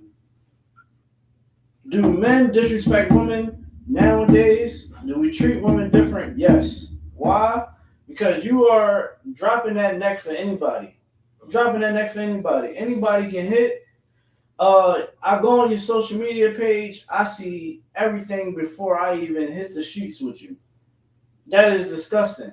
The way you carry yourself, the way you talk, everything that you say out your mouth, how you carry yourself. You expect a man to treat you like a traditional woman. And it don't make sense. It don't make sense at all. And if I can comment on that, and then we gotta actually roll. Yeah, I know. Yeah, but I want to say one thing on that. Keeping a time check. I want to say one thing on that. I want to say that women are not who they used to be, but men are not who they used to be either. Exactly. So what women are seeing is they seeing those suckers every day. And so when they come in contact with a real man, somebody who, like you said, stands on business, they don't know how to really even react. Because, and then I'm gonna put it in the sense of when my brother and I was in prison, the officers would talk to us a certain way, and our reaction would be totally different from everybody else's. Right. They wasn't used to guys like us. They was used to the guys that, for lack of a better way to say it, tap danced a little bit. So we didn't have no taps on the bottom of our shoes. So they didn't know how to take us. They would come in and the guy would say, I got a box of donuts. Anybody want them? And then you see all these guys run up to get the donuts. And the guy trying to pass to me, and I would just look at him like, what is that for? I don't understand. I'm confused. And he said, well, you want these donuts? These are Dunkin' Donuts. You don't get these all the time. You're in prison. These are Dunkin'. I said, well, what? They said, on your desk? He said, yeah. I said, they was there since yesterday, right? And I said, why are you giving them away if they're good? And he looked at me and was like, what you mean? I said, you can ready to get another. Give me the new donuts. Yo, that's you was your father's son. All day, every day. Why you saying that? I see you.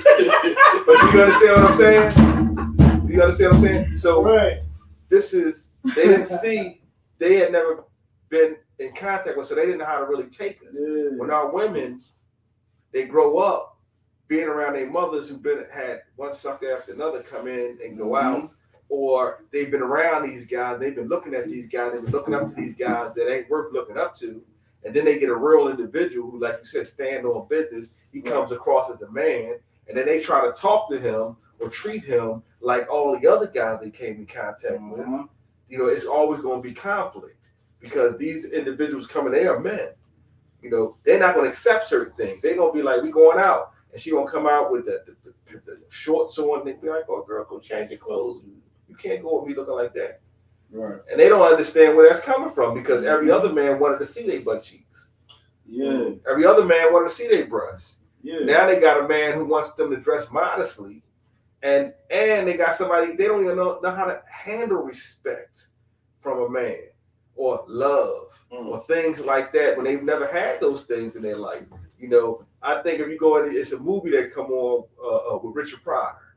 And Richard Pryor driving the bus. Anybody ever seen that movie where he's driving the bus? And it's a little girl on there around 13, 14 years old. She tries to like seduce Richard Pryor, like having sex with her as a 13 or 14-year-old girl. And Richard Pryor's like, oh, Lord, no, what you doing, girl? Like, you crazy. Why are you doing that? And then she tell him, nobody ever told me that I should do this. All other guys like this.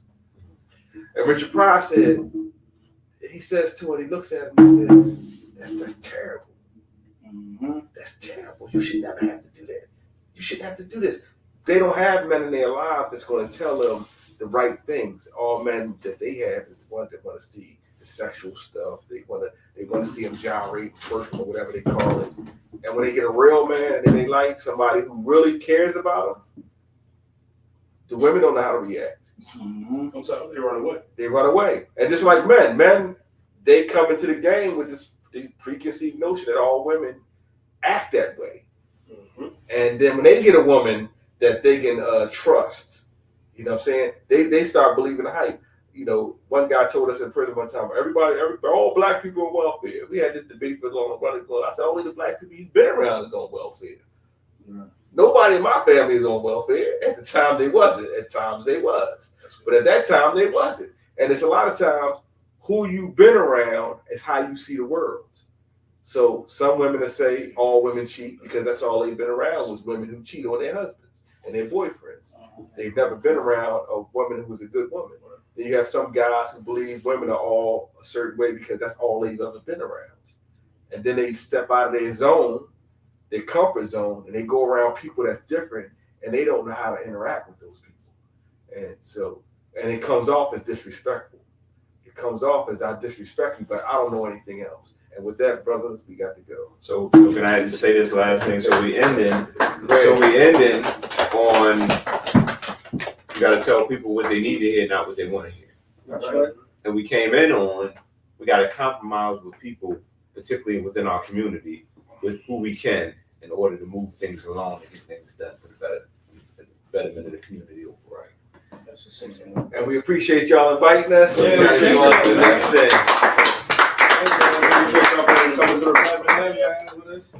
You know what I mean? For sure, man. Y'all, y'all are gonna let you out. Hey, y'all coach, y'all go downstairs. It's right where that brown chair at. You gonna see it. And just know this, I came because I felt as though I didn't have a choice. He kind of put the arm down on me, called me, and was like, I need you to come to this joint and the podcast. He ain't asked me, so I came. I know that. Thank y'all for having us. I appreciate it. I'm about to take it. I'll talk to y'all later. All right, man. That was good, man. That was good. Like, shout out to Quantas out, man, for making that happen. Quantas out made that happen. I tried the Instagram. I guess I got in trouble on Instagram. It's still on. It's still up, bro. Yeah, put my jacket on. You good? So check this out, y'all. So we had some other stuff going on this week, you know what I mean, after the interview was over, you know what I mean? Cat Williams. Cat Williams and sat up there. Make sure the camera is on you. You can point towards the couch. Let me know if I'm good. You good. Okay. Right there. So Cat Williams went. McCarter gonna sit over there. So, Cat Williams is viral right now. Cat Williams is viral for this interview he did with Shannon Sharp. And it got the internet buzzing. What y'all think about that interview? What? Now, if I could, Cat Williams always been talking about this stuff. Like, he always been pulling people's cards, saying something about how the industry is. You understand what I'm saying?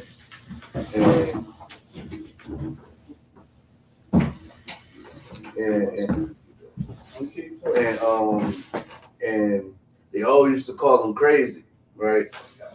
Now, everything's starting to come out about Diddy, everybody getting exposed. And then, you know, I'm gonna say that on the sister Jaguar, right? She said too, they think she crazy. Everything's starting to come out. Cats starting to, you know, pull Diddy cards and all that type of stuff, and he getting lawsuits on him, he paying them. Like who else coming out and they exposing I can't even think of it right now, but there's a lot of people getting exposed, and Cat Williams said it before anybody else said it. So they looked at him as crazy. You know, he getting locked up, he doing crazy stuff. It's documented that he's been making videos about this for the longest. You understand what I'm saying? Even about Kevin Hart. Kevin Hart, I mean, he beefing with Kevin Hart. He been beefing with Kevin Hart. But now it's starting to be like everything coming to the forefront like it's something new. But Cat Williams always been saying this. And man, it is like, you know, you can't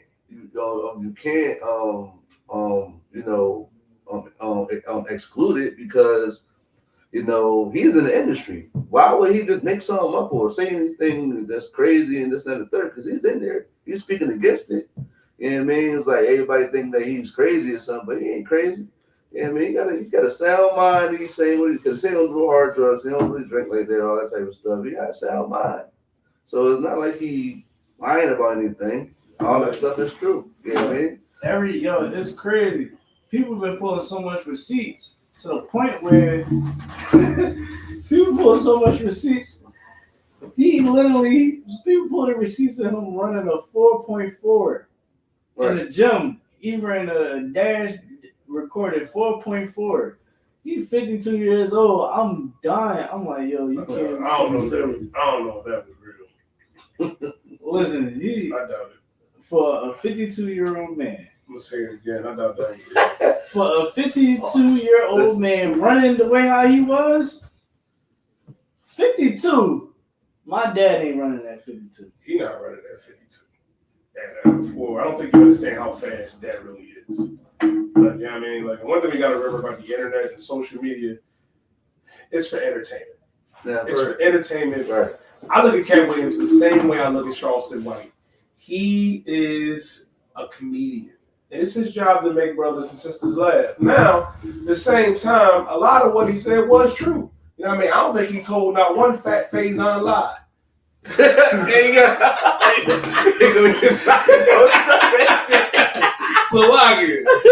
said that shit, I was like, yo, Faison catching the craziest straight. Well, Faison been on one. Yeah, I fuck with Faison. So Faison be hating on the internet community. Look, so someone said they say he in great shape.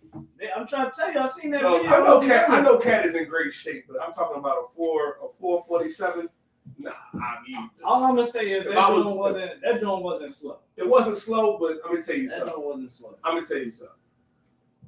I ain't slow neither, and if I was born yesterday, I stayed up all goddamn night. I don't believe nothing. Salakia. That's just me. But that's a fact. That's a face on lie.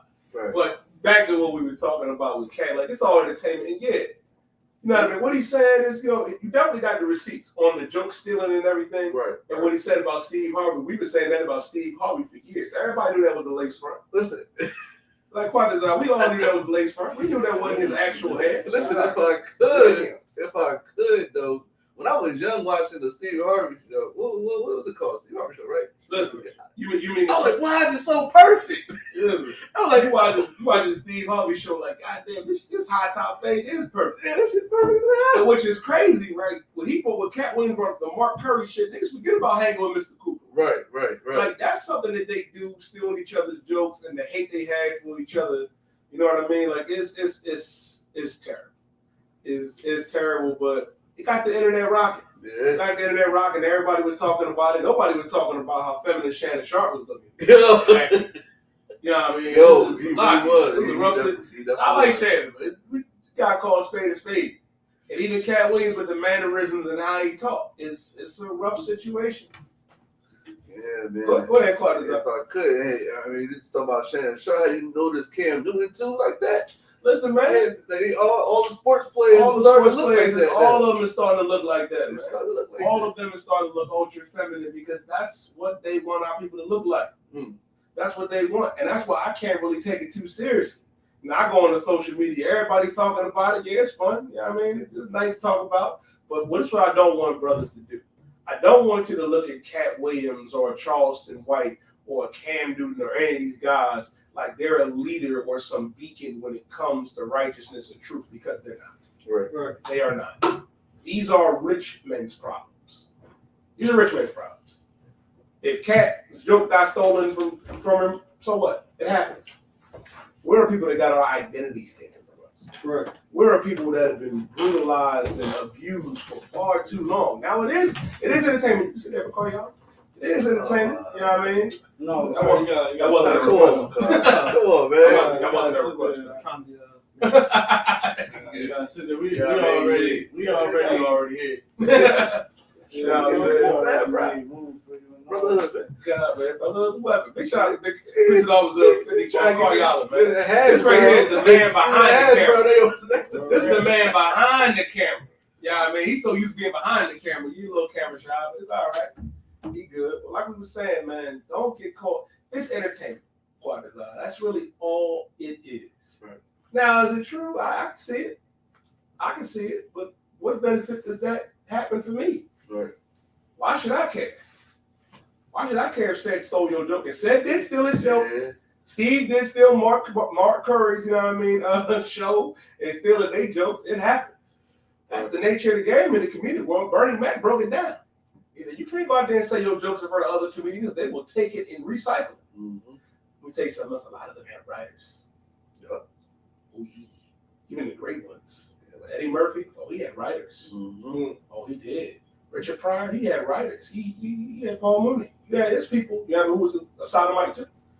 So I get. Right now, if I could, right? It's just like that when Drake was saying, like, you know, And he got writers. He got writers. He got writers. And Drake said this. He said, "Listen, you might have wrote it, but I made it sound good." Yeah. You see what I'm saying? So yeah, it definitely is right. A lot of people writers, man. Okay. Not original or talented. The really talented writers are making a joke. Talented people, they don't get showcased. Nope. They don't get showcased. I found out that Dave Chappelle actually wore a dress. Oh yeah, Robin Hood Men in Tights. Yeah, Wore a dress. He was see that, though. David, See that, David though, Stern. Yeah. So y'all heard it here first. Dave Chappelle actually put on a dress early in his career with David Stern. David Stern, he didn't have a dress on. But Dave Chappelle definitely had that dress on. You know what I'm saying? So all that notion that he ain't never wear a dress. Oh, he did. And Cat Williams, let's be honest, Cat Williams played as a homosexual man. Listen, I wanted to bring that up. First Sunday. Because he made a point to I say ain't never seen that. I don't think I ever seen that. Hold on. You know, he made a point to say that in my next movie that I had in my clause that Ricky Smiley, he has to wear a dress. Yeah. He has to wear a dress in my next movie. But you played a sodomite in the church. Mm. And why would you want another black man to be in a dress? Talking about that's the best role. Him and Tyler Perry can't play men to save their lives, Right. which is true. Right. They don't know they couldn't play a man to save their lives. But you perpetuating the same madness. But you to go out there and say it, that's diabolical. They say, I won't work with this man, you know what I mean? Listen, That's nutty. that's real nutty. Very And that's real nutty. Nobody wanted to talk about that aspect. And that's why I say it ain't no brotherhood in the entertainment world. Right. There's no brotherhood. If you had an issue, you and Ricky should have talked it out. Ricky should have came to you. You should have came to him. Ain't nothing with pulling a brother to the side. But I put in my clause that he had to wear a dress. And in his next movie, First Sunday, he wore a dress. And you played a sodomite. You played a homosexual in First Sunday. I forgot about that song. Yeah. I think like somebody told me that. They were like, yo, he played the sucker in you know what I mean, in the movie. I was like, dang, he definitely was, because it was a whole stereotype about the choir director always being a non-straight man. I was like, good night. I forgot about that, Jones. I watched it, of course. Was that the one when they stole the ATM and ran into the church or something like that? Or I think they were robbing the church. Yeah, they were robbing the church. The ATM, I think that was the one with the boy. This is the picture Michael right here Anderson. of Dave Chappelle in the dress. I seen it. It's like a Now I pirate know this, show. right? Yeah, and Robin Hood Men in Tights. Oh no, I'm talking about another one. It's like a whole transformer. When he was with Donald Stern. No, I'm talking about Dave Chappelle. I'm about to look that up. Dave Chappelle with him and Howard Stern. He had a whole dress on. I shared it to Captain Cesario. Yeah, Dave Chappelle did it, yeah. Captain Cesario was like, damn. Yeah, Dave Chappelle wore a dress. And let me tell you something. Catwood. Cat better not wear a dress telling about that shit. And if I You gotta really stand on business now. Like if Cat would literally ruin his career, that dress would just ruin his career. It's like when someone presented to him, he's like, you know what? I think my time here in Hollywood is done. He might as well stick to Tubi movies, because you ain't gonna be able to. If they hit you with that dress, they trying to tell you it's either you in or out. You know what I'm saying? What you was gonna say, something? I said I could. Cat Williams to me, in all his movies, he played a little zesty, like Friday at the Next. I felt like that was a little zesty role play. He played a And just like I think your dad brought out, like they was zesty gangsters. Look, this Dave Chappelle right here. Oh, we got the video.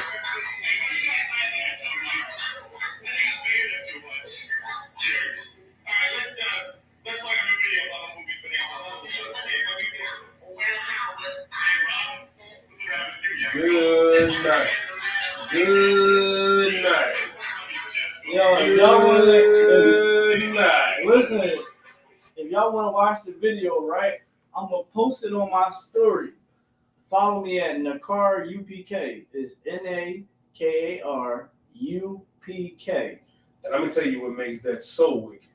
Howard Stern is the so-called Jew. Yeah. He's Amalek. I'm about to share it. I got it in the car. I'm about to pull it up right now so they can see. And they can see, and it goes to show you. That's the first time he did it.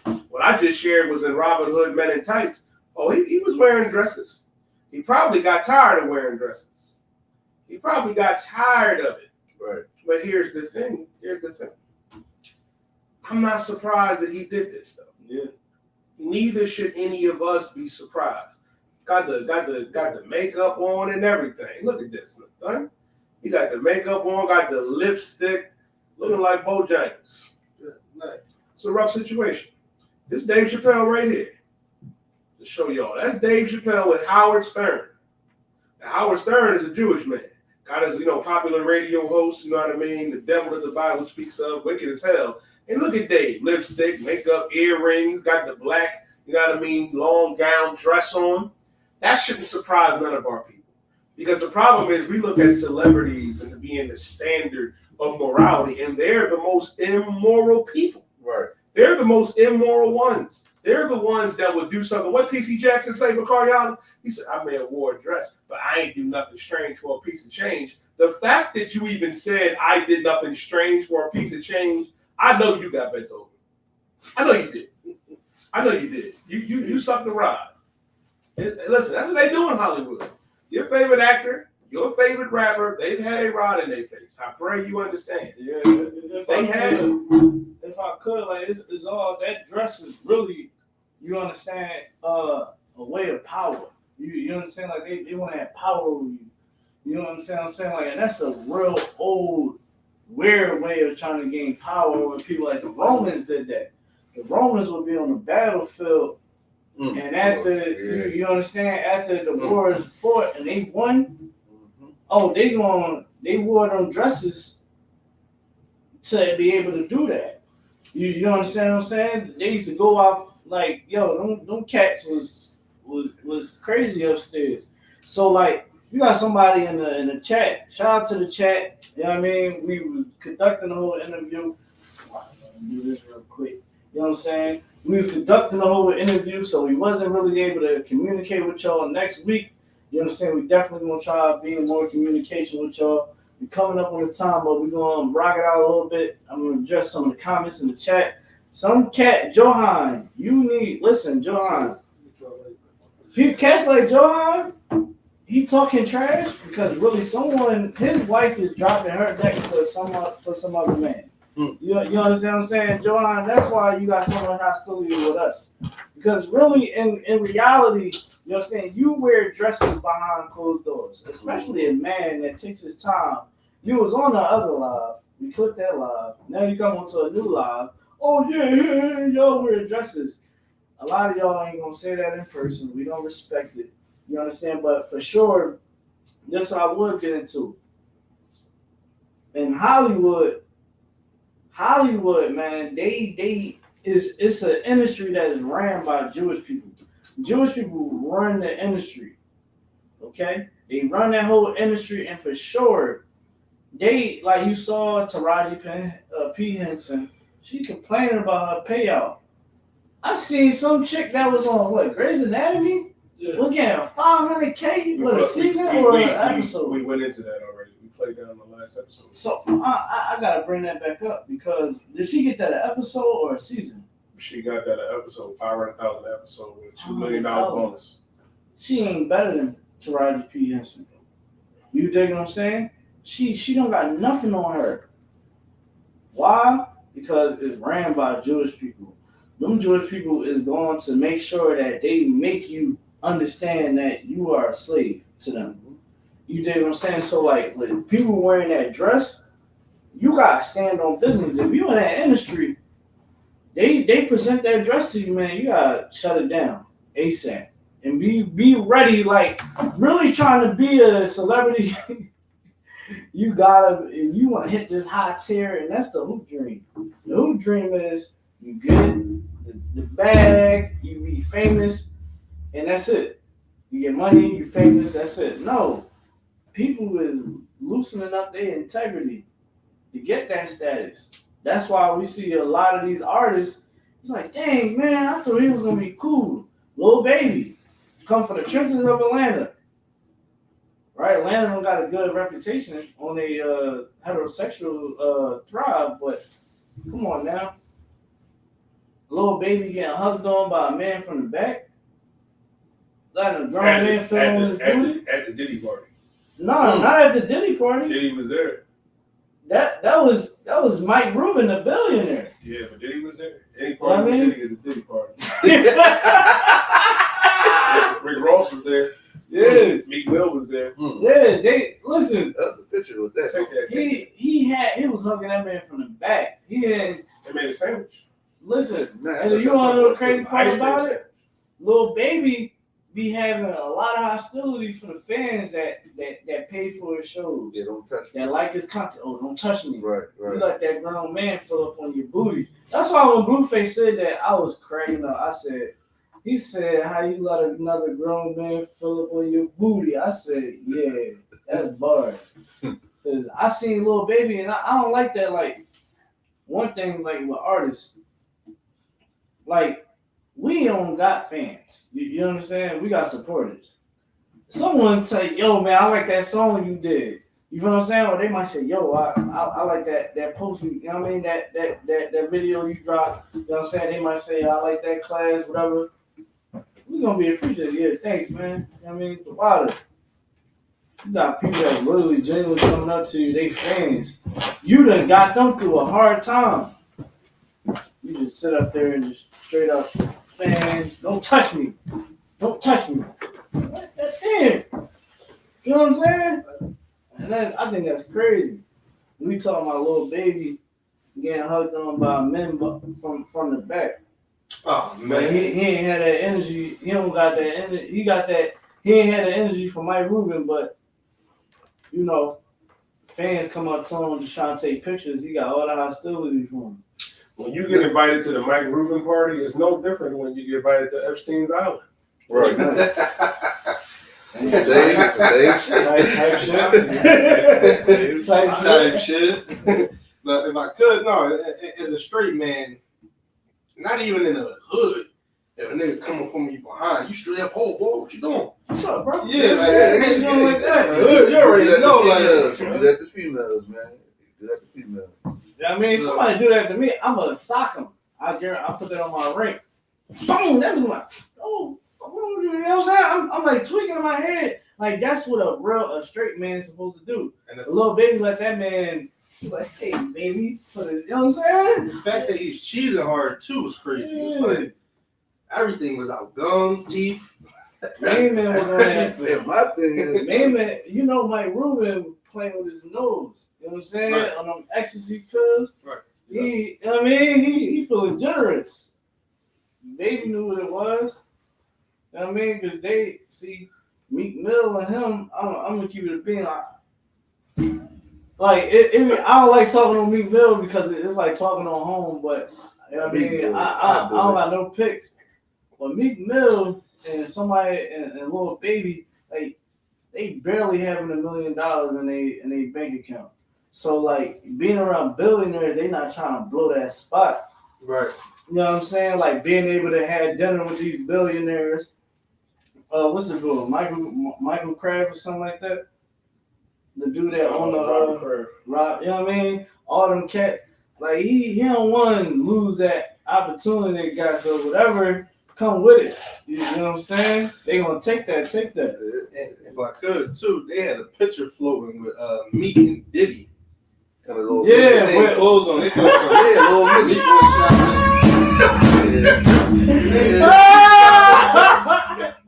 I remember that joke. I seen that joke. I was like, oh no, take this down off the internet, bro. Like, yo. It looked like they adopted that little I think they had a joke with French Montana was in the pool. Yeah. No, French Montana was in a towel. No, he was in the road. And on the dirt bike. Somebody was on the dirt bike too. Meek Mill, probably. Yeah, it was Meek, but somebody was on the dirt bike with him. I forgot what it was. He had somebody on the back of it. Yo, listen, man, these celebrities, man, don't listen. And I'm gonna tell y'all sister something, man. Y'all better stop believing the hype with these brothers out here. They be on the down low. You know what I'm saying? Like, yo, it is crazy because like when females talk,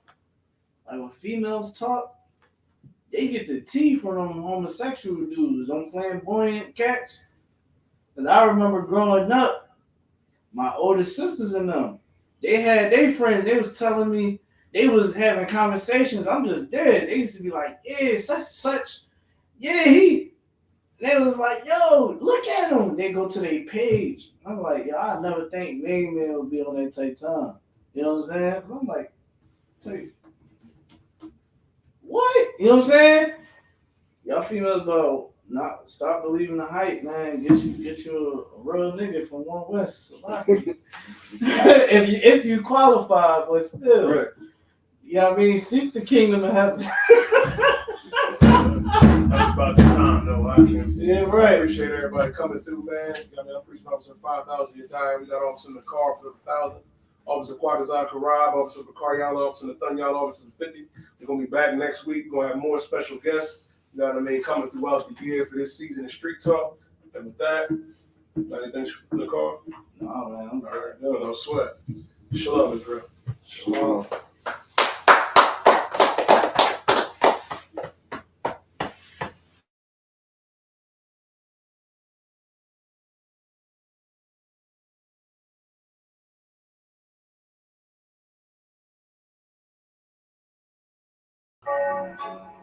Either you get it or you don't. Simple as that. I'm gonna show y'all why. Let's get it. I just float with it. Fuck what you did, I'm at your throat with it. You can learn something, take a note with it. Dedicated my life, I took an oath with it. For the blood of my brothers, we don't do no switching. I run with who I run with, ain't no clicking. Try me, then you done with no decision. Lead a scene like a Mack truck with 4 collisions. Poles everywhere, but they ain't gon' vote dissing. Coming at you live and direct, I don't do no dissing. Don't try this is practice, but it's my risk. I can freeze time, look at my wrist. Bloodline and Lion of Judah, I'm hybrid.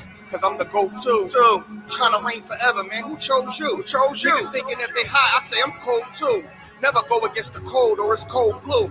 That's my vibe with it. I got 10% of your memory. Pay tithes with it. Keep a piece of your apple so I don't FaceTime with it. If we fall out, I don't burn bridges, I bomb bridges. Can't deny the truth for greatness, fall in line with it. Can't beat us, join us. One West where you find niggas. Rap what I rap about, don't confuse my squad, nigga. The difference is we know you hope that guy enjoy the fruits of my labor with a banana clip, my mind different. You would think that Bitcoin fell the way these stockpiling. Green beans with supersonic rays, I am not island. Be a high head, get a heat seeker, so stop wildin'. Big dog to you little pups, so stop growling. I'm my only competition, there is no challenge. I do this in my sleep, man, I am not lying. Different breed, pick a choose, I can switch the lead. Ain't no up in the score, cause we ain't switching leads. Watch who you call your dog or you be picking fleas. Or get a drum roll like a 2-piece and a biscuit, please. You ain't got enough stripes just to sit with me. On top of the food chain, you can't get with me. Code it to the common cold, you ain't as sick as me. Moses to your wave, got a stab that can split your seed. I make everything high. I took a bar off, all I did was breathe. Championship games, I treat them as practice. Look at niggas' career high like, yeah, that's what I average. I do this with my eyes closed and walking backwards. See, I call them trophies, but you know them as caskets. Everybody energy change up when it's static. T.I. with the fittest, too many ways niggas cap it. We taking new soldiers every day, put your app in. Taking new soldiers every day, put your app in. Okay, that's enough, man. That's enough.